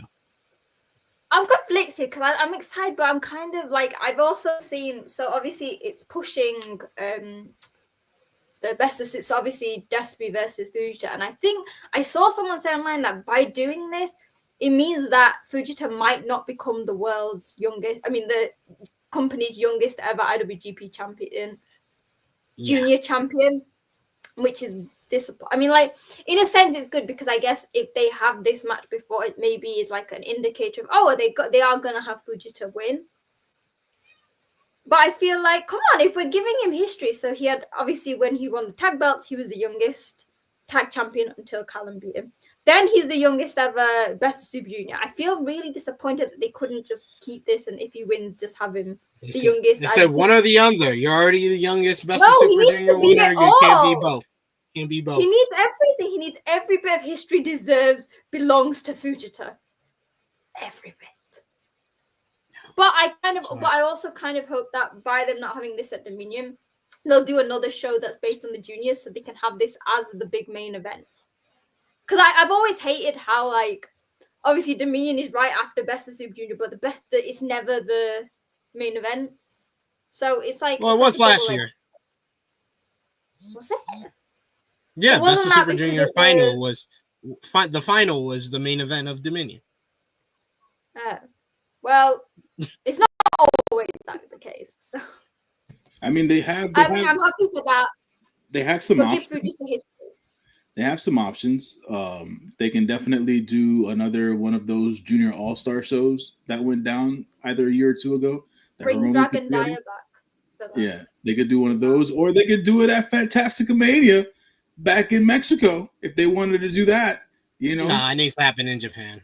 They wouldn't do that, but that'd be cool. That'd be interesting. I just thought it would be cool. But no, speaking into existence. Fujita has no link to Mexico. Yeah, I know. Yeah. Like, it'd be, for example, like, it'd be fine if, like, Watto or something, because obviously they did their excursions. Yeah. But it just seems very random for Fuj. But Despy does have his ties to Mexico, so. Yeah. But this is about Fujita. This is about Fujita, sir. Let's keep it in Japan. About the young punk. All right, man. All right. Let's talk about the final tag team preliminary matchup, which was Shingo Takagi and Hiromu Takahashi, Los Unaffiliated de Japón versus a Hontai team of the IWGP World Heavyweight Champion Hiroki Goto and Rasuke Taguchi. Again, LIJ are in theory no more, but they continue to team up. Goto and Shingo opened things up, and they soon started trading forearm strikes. Goto and Taguchi hit a double team shoulder block on Hiromu. Taguchi and Hiromu started trading offense with one another, and then Goto and Shingo locked up again, traded forearms once again. Anytime they were in the ring, they were just firing off on one another. You get Taguchi got in, and he hit some running butt bumps on Shingo. Shingo clubbed him in the back, and then Taguchi applied his ankle lock submission. Shingo was able to get out of that and then dropped him with the big lariato. He hits his own net breaker over the knees, taunting Goto as he hits his version of the GTR. And then he followed things up with the Last of the Dragon, the modified, the Dragon Burning Hammer, basically modified DVD for the 1-2-3, picking up the victory and looking at Goto the entire time as he did Ushigoroshi and then the Last of the Dragon, showing him this might be his fate come June 15th. And then he cut his promo like we spoke about before, where he talked about the fact that he has no family, he has no faction, he has no title, and he's going to get something coming up at Dominion when he challenges Goto for the championship. This one went just over 9 minutes. This was another decent matchup here. I gave it 3 stars. Sonal, what did you think about this match? Me and Shingo, understandable. We know. I just love that this whole shtick though is like Shingo just going like, you have everything, I have nothing. I just want, because then like he actually was like, I don't need a faction, I don't need a family, I don't know what, I just need that belt. I was like, first step in recovery is denial. Then there's acceptance, and then it's the process. I like this match. It was cool. It was fun seeing Hiromu, and like you said, they're unaffiliated, but it's fun seeing them together doing like the strongman poses and things. So it's good. I'm very much excited for the Dominion match. I don't know. We'll probably speak about this closer. I'm very conflicted on how I think it's going to go, because I would love the Goto Revolution to continue, but I also would love Shingo to, because I think the last time he won it was pandemic, wasn't it? Yeah. Last time he held the title was 2022, the Wrestle Kingdom in 2022 when he lost it to Okada. So I'd like him to have that big moment. So Yeah, this is exciting. I always love seeing Hiromu. Honestly, the man's a bloody nutter. Will continue to be a nutter, and I respect that. J News. Always a good time seeing who I consider to still be the best IWGP World Heavyweight Champion of all time until he gets Lying beaten. to yourself. Lying to yourself. Until he gets beaten, sir. I'm not gonna let it go. At the end of the day, so there's that, and like you guys said, like Hiromu's always so fun to watch. At the end of the day, man, and Goto's going at 100 miles an hour in every match, bro. I gotta love what Goto is doing, not only for New Japan, not only for the IWGP World Heavyweight Championship, but for himself and his legacy at the end of the day. So props to Goto at the end of the day. And call me Mr. Bonda. He said it earlier, man. And I gotta agree, Sonal. I don't want to see Don't say it. Don't say it. Don't say it. Don't say it. You guys tried to gas up that Ishimori matchup. It was decent. It was fine. I don't want to see Taguchi no more, man. After the camera shot where the ring rope was being used to block out everything, iconic that was. And all that jazz. I'm done, man. I'm done. And yeah, that's where I'm at with it. And that's all I got to say about it. Yeah. His best performance was that 3-second matchup with Show. Exactly. Only Taguchi can give you that. No, anyone could pretty Taguchi much. haters. Anyone could give us that, but yeah, Taguchi. That's what he's here for. And then it was, without further ado, the reason why this show exists in the first place. The Best of Super Juniors 32 final, YOH versus Kosei Fujita. Fujita comes out with TMDK in his corner, while YOH comes out alone. We get a filling out process early on between the two. They broke free. We get a sequence where they're just going back and forth, and it ends with YOH trying to go for the Rainmaker, which would become, this was the foreshadowing of what part of the story of this matchup will be. Another part of the story was both men came up with wrapped up shoulders from the damage done throughout the tournament. They traded forearm strikes early on. Chris Charlton talked about how Fujita was a complete package, even as a young lion, while YOH kind of had to come up and had the slow burn in regards to coming up to that level. Kosei hit a moonsault off the apron to the floor. In the ring, you get YOH, who does the Yano, basically fake out and then pull him by the hair to the mat, and then does the Yano pose, which was awesome. Then you get in the ring, Kosei applied a half crab at the 5-minute 30 mark. YOH hit a running blockbuster, shades of the headhunter, Yoshihashi, and basically commentary started talking about how he was embracing all of the ghost of chaos. He was trying to do everything that he's learned and the different influences that he's had throughout his career. He starts working over Fujita's left arm, and he starts working over the other arm, and they talk about him kind of taking a page out of Zack Sabre Jr.'s book and going after different limbs.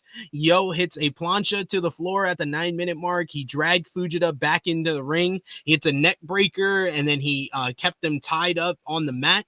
Kosei hits a big spinning heel kick across the chest, and then hits a springboard somersault dive to the outside, landing on his feet, but he sold the pain in his shoulders.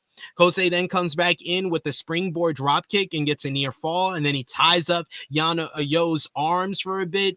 YOH then comes back. He hits a nice little falcon arrow and gets a near fall on that.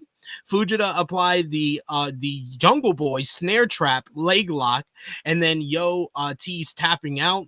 Fujita tied up his arm and his leg as Zack was on the outside kind of coaching him, and this is where the crowd really got into things. They were getting fired up as it looked like YOH was near tapping out before he got his foot on the rope.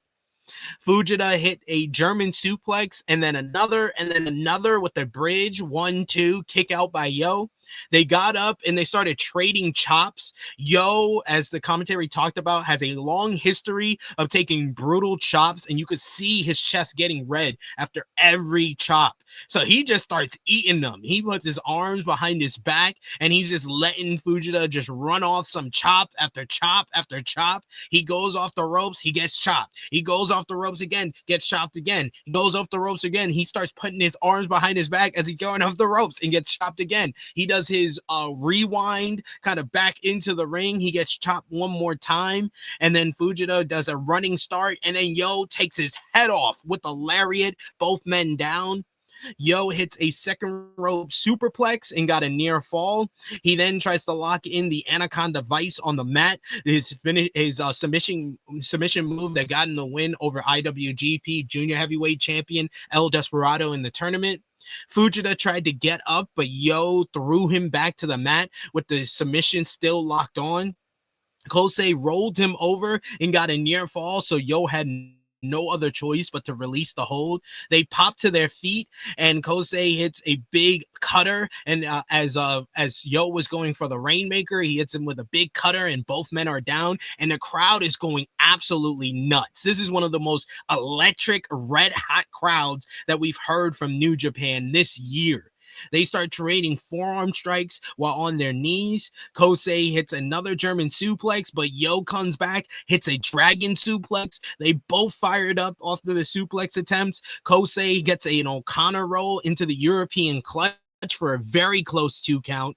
Yo then hits his Ushigoroshi, shades of Goto, showing love to another Chaos member here. Both men were down. Then he gets him in the corner, and he shows love to 2 Chaos member at once as he hits a one-man Shoto, shades of Bishamon, for another near fall. You get Yo trying to set up for the direct drive, but Fujita blocked it. Yo then hits a ripcord jumping knee, nearly taking Fujita's head off again. Kosei then, as he goes for another Rainmaker for like the 3rd or 4th time in the matchup, this time Kosei reverses it into a Zack driver, and the crowd goes nuts off of that. Then he picks him up. He hits the Abandoned Hope. 1, 2. Yo kicks out at 2.99, and with basically Yo is a dead man at this point. Kosei picks up the dead weight, lifts him up onto his shoulders, hits the Thrill Ride, the modified Death Valley driver, and finally 1, 2, 3. Kosei Fujita makes history as the youngest Best of Super Juniors winner in the company's history, in the tournament's history. Fujita celebrates as TMDK going nuts on the outside. The crowd on Ottawa was on fire for like the final 10 to 15 minutes of this one. Unreal atmosphere, and it just made for a dramatic close to the Best of Super Juniors tournament. Fujita accepts the trophy. He accepts the rewards. He's got the flag and everything. TMDK in the ring to celebrate. He says on the mic that he's opening the door to a new era, and he vowed that the fans would see even more incredible things. He noticed that he's the youngest to ever do this, and he told the fans not to take their eyes off of him. All of TMDK are in the ring and celebrated with them as they were covered in confetti. The signature TMDK tune played, and it was very reminiscent to Zack Sabre Jr. winning the G1 climax as Kosei Fujita goes into the crowd. He celebrates with the fans as he is the historic winner of the Best of Super Juniors 32 tournament. An absolutely phenomenal, sensational ending to the Best of Super Juniors tournament. Yo and Kosei Fujita, man, they had high expectations going into this final, and they smashed it out the park. 4 3/4 stars. This is a near perfect final to this year's tournament. Sonal, what did you think about this final matchup? I was honestly over the moon. You guys know I love Yo, I love Fujita, and to see them put on, like you said, SB3, the crowd was so hot. Like one of the hottest crowds, like maybe rivaled by obviously the Goto crowd. I feel like that's like once in a lifetime. You're never gonna get anything that big. But it was perfect. I think someone pointed out that Yo was without Chaos, where TMDK. Actually, so if you look on Goto's Twitter, he actually said that Yo didn't want to. He wanted to go out by himself. So, because I know people were like, oh, this shows that Chaos aren't close. And it's not that. Goto said he was like, Yo chose to go out, and it was nice that he paid homage to Chaos, past and present. I was a bit sad that there was no Jay White in there, considering they were dojo mates. But, I can't have everything. It was really good. Like, I always measure how good a match is on like the length. So when they got to 15 minutes, I was like, already? Then they got to 25. I was like, what? If a match feels like the time has passed in an instant and it goes on for long, that's a good match because it doesn't feel like effort watching it. And that's what I found with this. My heart was racing the entire time. I was like, because when Yo got announced to the final, there was like a conflict in me. Like, I want to get my prediction right for once, but as I've mentioned many times, 2018 Sonal wants Yo to win because we don't know how much longer. Like we've said, he's still young, but with all the new guys coming, is this going to be his last chance at being at the top? But it was cute. I liked the moment where Fujita had the submissions on and Zach was there on the side like a proud dad, like just move him in a bit, just move him in. He's a grab the leg.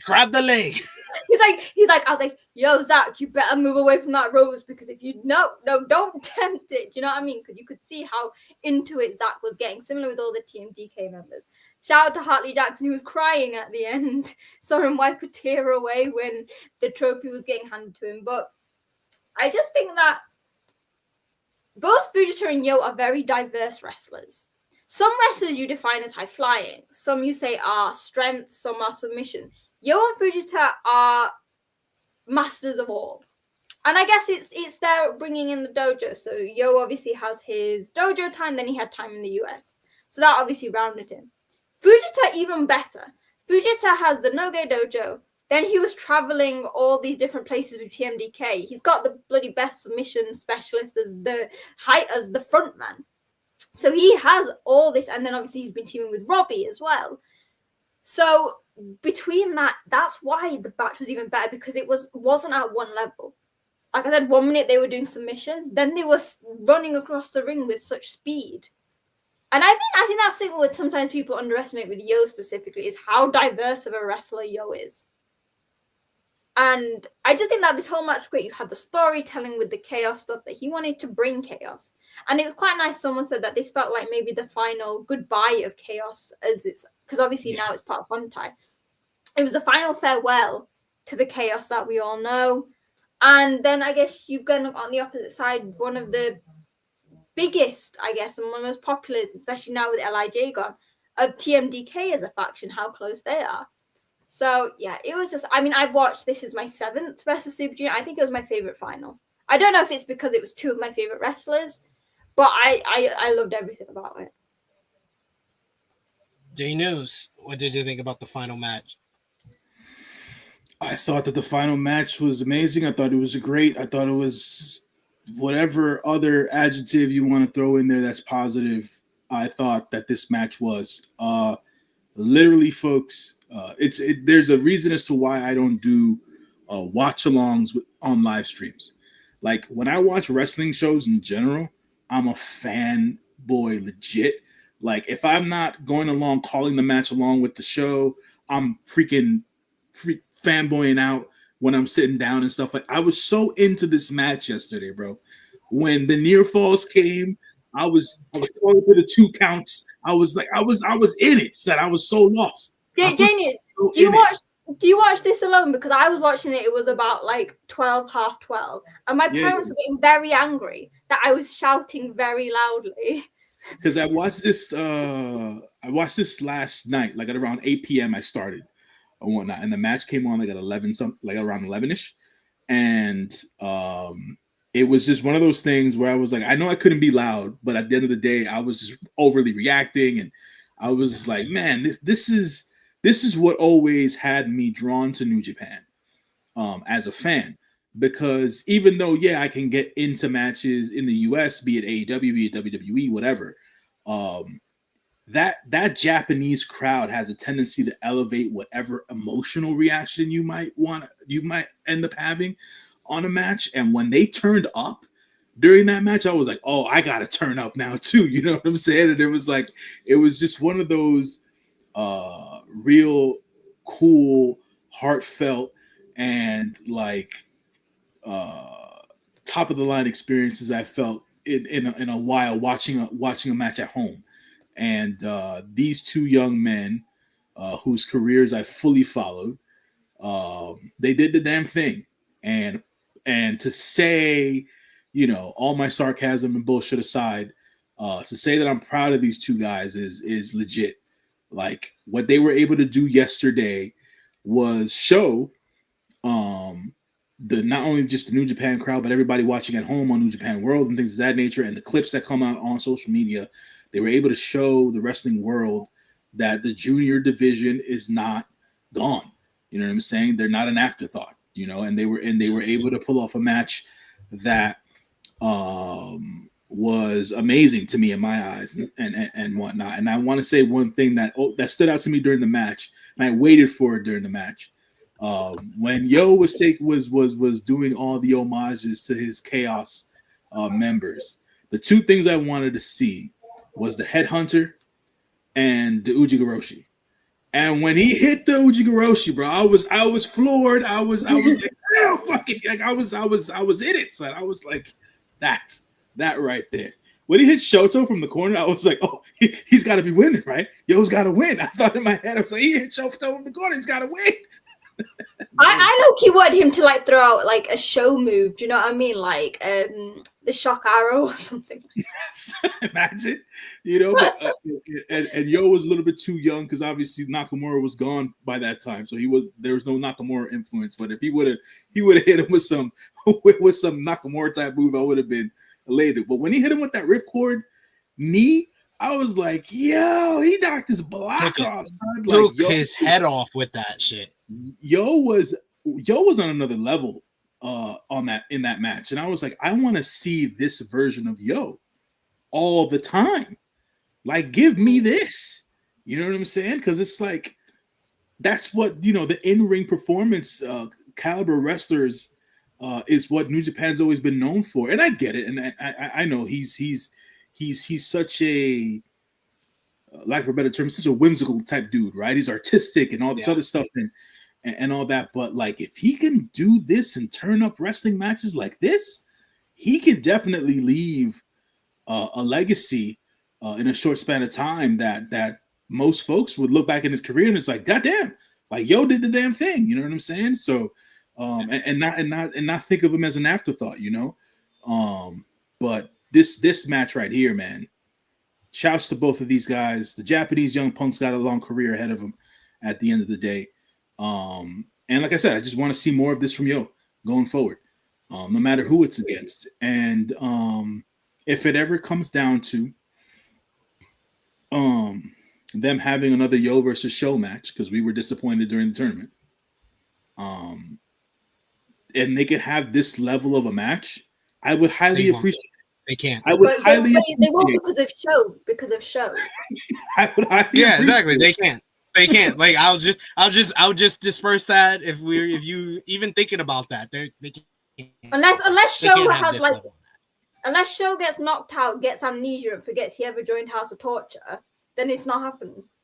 But that'd be a great story. Once the drugs get in your once the drugs get into your system of House of Torture, you can never fight back. It's over. It's over. It's crazy, man. But shouts to those guys, and hopefully we keep on getting great junior matches throughout the rest of the career. And obviously, junior tag leagues later on in the year, so we'll see as to how that all breaks down and all that jazz. And but yeah, man, definitely match of the night, and definitely up there as match of the year contender for me for New Japan.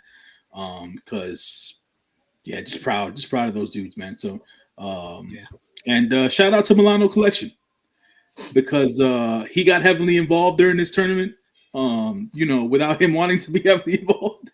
And during a Japanese commentary, him and Despy, they for everything that I could understand, they really talked up a good amount on Show's end, and it was cool. It was cool, man. So props to everybody involved. Yeah, as far as Best of Super Junior final, I agree with Mr. Banda, Osprey, and Shingo. Oh, I yeah, don't think that's ever going to be top for me. I still don't think Shingo should have been in it though. That don't matter. It's about the matchup. At that point, that man was over the weight class. So what? Don't matter. We got it, and it was one of the greatest I also matches think I've that ever Kevin seen Knight should from have New been Japan. checked. Kevin Knight should have been checked in this tournament. Yeah, but that doesn't matter. He even said on happened. commentary. He was like, "Some days I'm over the limit." I'm like, yeah, but to be fair, so is Yo. Yo's not a junior himself. True. As big. True. No, Yo's probably similar to like Hiromu and that. No, Yo's got some size on him. Nah, he's got some size on him. He's got some muscles on him. I would say that's number one still, and then I would go the Hiromu and Despy, the one where he rips off the mask. That got me on an emotional level. But this would be probably like 3 or 4 in that. I think it's right up there with the Master Wato Teton final, which I gave 5 stars to. But I think like emotions wise and the crowd wise, this is on that level. So yeah. Great way to close out the tournament. But let us know what you guys thought. What did you think about the final show? Who was your MVP, your LVP? What was your match of the night? I think it's pretty obvious. Whether you gave this show a thumbs up, thumbs down, thumbs in the middle, and out of 10, what did you give the show? Out of 10, what did you give the Best of Super Juniors tournament? And who was the MVP and LVP for the tournament overall? But for me, J News and Sonal, we'll first start with the final in 3, 2, 1. Thumbs up across the board from all of us. Then we'll put our thumbs in the middle for the tournament of Best of Super Juniors 32 in 3, 2, 1.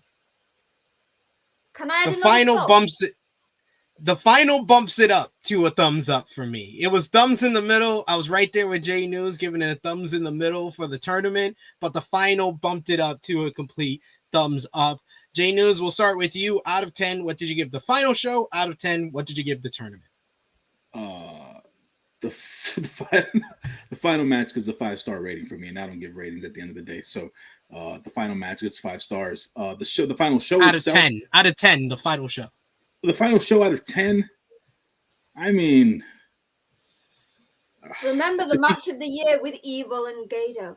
Match of the year candidate.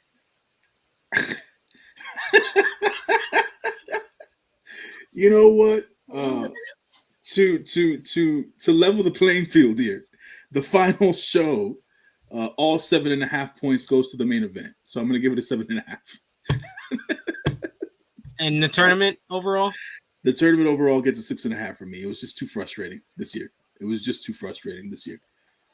Sorry guys, but that's my honest take. So yeah, that's fair. I would give the final show, yes, a 7.5, and then I'll give the tournament overall. The final bumps it up quite a bit, where I'll give it a 7 out of 10. Sonal? The final, I'd say a 7. I like I said, the main thing was obviously the main event. I liked the storytelling. Actually, some of the other matches, I'm going to be odd. I give the tournament 9. The 1 points marked down is Shun Kanemaru's matches. But I said this at the start. I didn't mind the 50-50 booking. I like literally not knowing anything until the end. But that's just me. And then MVP for the show, and then MVP for the tournament. MVP for the show, I'm going to go co-MVP for Yo and Kosei Fujita for winning and becoming the youngest winner of the Best of Super Juniors tournament. For the tournament overall, I'm going to go with my boy Ninja Mac for MVP. Damn, son. You took my answer, son.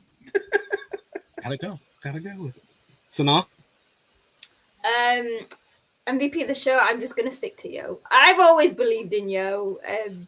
I like that people, I mean, there are a few people saying, oh, it was good because of Fujita. Like, just alone, Yo is phenomenal when he wants to be. And I hope they ride the wave. I think we said similar thing, I think, in like when he had 2021.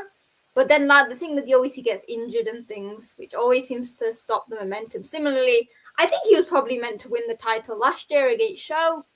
injury. So yeah. MVP of the tournament. I didn't mention him on my video as MVP because I had like other names, but I'm gonna say this because of what I mentioned. Mao. He brought a real something fresh to, because we always know that like Best of Super Junior is a lot of great wrestling, and the fun that we normally get is Taguchi. But Mao brought a different sense of fun. He brought a chaotic fun, and I liked that. J News? Yeah, man. My MVP for the final is the final match. I can't split the hairs between the two young men. They did terrific there. MVP for the tournament, man, just because he had the viral moments. Ninja Mac's my dude at the end of the day, you know what I'm saying? So shouts to Ninja Mac, and shouts to, and honorary mention to Nick Wayne, man, because at the end of the day, I thought he did a tremendous job with all the matches that I did see. So yeah. LVP for the show, LVP for the tournament, LVP for the show, Gato, that's easy. And LVP for the tournament overall, co-LVPs to Sho, Kanemaru, and Rasuke Taguchi. They don't need to be in the tournament anymore. Sonal, who you got? I will never take Taguchi slander, okay? But shows it. I could say Sho and Kanemaru, but I didn't hate Kanemaru's matches as much as I hated Sho. And also, I'm going to say this because in 2018, my dream was for Sho to be Best Super Junior winner, IWGP Junior champion, and that's just gone out the window. J News? LVP for the show, Gato reigns supreme. Because God be damn, son, how you get strung up with a dog collar, man? I don't know what to tell you, dog. I don't know what to say. As for the LVP of the tournament, sad, man. I think his time has passed. No. I think his time has passed now, and I've been very reflective. I've been very reflective since last night after watching the Best of Super Juniors tournament, and I think it's time he puts away the green tights and all the ass stuff. I think it's time for Taguchi to wrap it up and call it. You know what I'm saying? That's that's where I'm at. Taguchi for LVP. And match of the night, match of the tournament, it's the same thing. It's the final. It's Kosei Fujita versus YOH. We all agree there? Absolutely. All in agreement. But yes, we've come to an end of another tournament, but of course we'll be back very soon in the next week or so for our Dominion preview, as Dominion's coming up on June 15th. So we'll see y'all for that there. But I want to thank Sonal and J News for joining me today to talk about the Best of Super Juniors 32 tournament. Thank you to all of you in the live chat showing us some love and talking all about the tournament yourselves. So now let everybody know where they can follow you on social media and what you got going on your channel. Yeah, so you can follow me on social media at wrestling_chat. You'll basically see when I can live ramblings or tweetings during shows. Obviously on YouTube, find me Sonal's Life. Yesterday I put out my review of the tournament. That's what you're gonna get from me. If you subscribe, you get reviews literally the day of the show. So make sure to hit subscribe and follow me. Just because really sometimes I just go off on massive tangents like I have today, and everyone loves a good ramble. Absolutely, especially here. J News, let everybody know where they can follow you, good sir. Yeah, man. Y'all can follow me on the Instagram _JONJY. Follow me on the Twitter machine over at JohnLYFNMG. Sonal, I will not take any more of this Mercedes Money slander. I've had it up to here with you. It was just that one comment I didn't like. I don't slander her at all actually anymore. It was just that one comment rubbed me the wrong way. But no, I'm just joking with you. But at the end of the day, y'all can catch me on there. Y'all can catch me here talking all that New Japan goodness on not the off chance, but I would say pay-per-view time when it comes to AEW. You can catch me here on True Heel Heat talking AEW stuff when the pay-per-views come. And you can also catch me every Sunday afternoon, 1 p.m. Eastern Standard Time on my YouTube channel or Dolores' YouTube channel as we bring to everyone the Hit the Ropes podcast, breaking down the week that was in professional wrestling. Always appreciate the both of you showing up, talking some New Japan goodness. Like I said before, we'll be back to talk some Dominion with our preview for Dominion and, of course, covering the show. You can follow me on the Twitter machine at TrueHillSP3. Follow the gang, Facebook, Twitter, Instagram, TikTok at True Hill Heat. Check out all the great content we got on the channel right now, like True Hill Heat 331 from this past weekend. Myself, Miss Chrissy Love, True Draw Josh, and special guest John Escudero of Dirt Sheet Radio, talking about Mariah May leaving AEW and all the fallout from Double or Nothing, Battleground, and WWE Saturday Night's main event. Yesterday, I did a special live stream talking all about the surprise departure of R-Truth from WWE, so go over and check that out. And patreon.com/True Hill Heat, $3 a month gets you exclusive content like our TNA Under Siege review, so check that out as well. Thank you so much to Sonal. Thank you so much to J News. And thank you to all of you. Remember to drop the thumbs up. And if you're watching us on demand, comment down below. Let us know what you thought about the Zest of Super Junior 32 tournament and final. For Sonal, for J News, it is me, your True Hill Phenom SP3. This has been our NJPW Best of Super Juniors 32 final review. We are signing off until next time.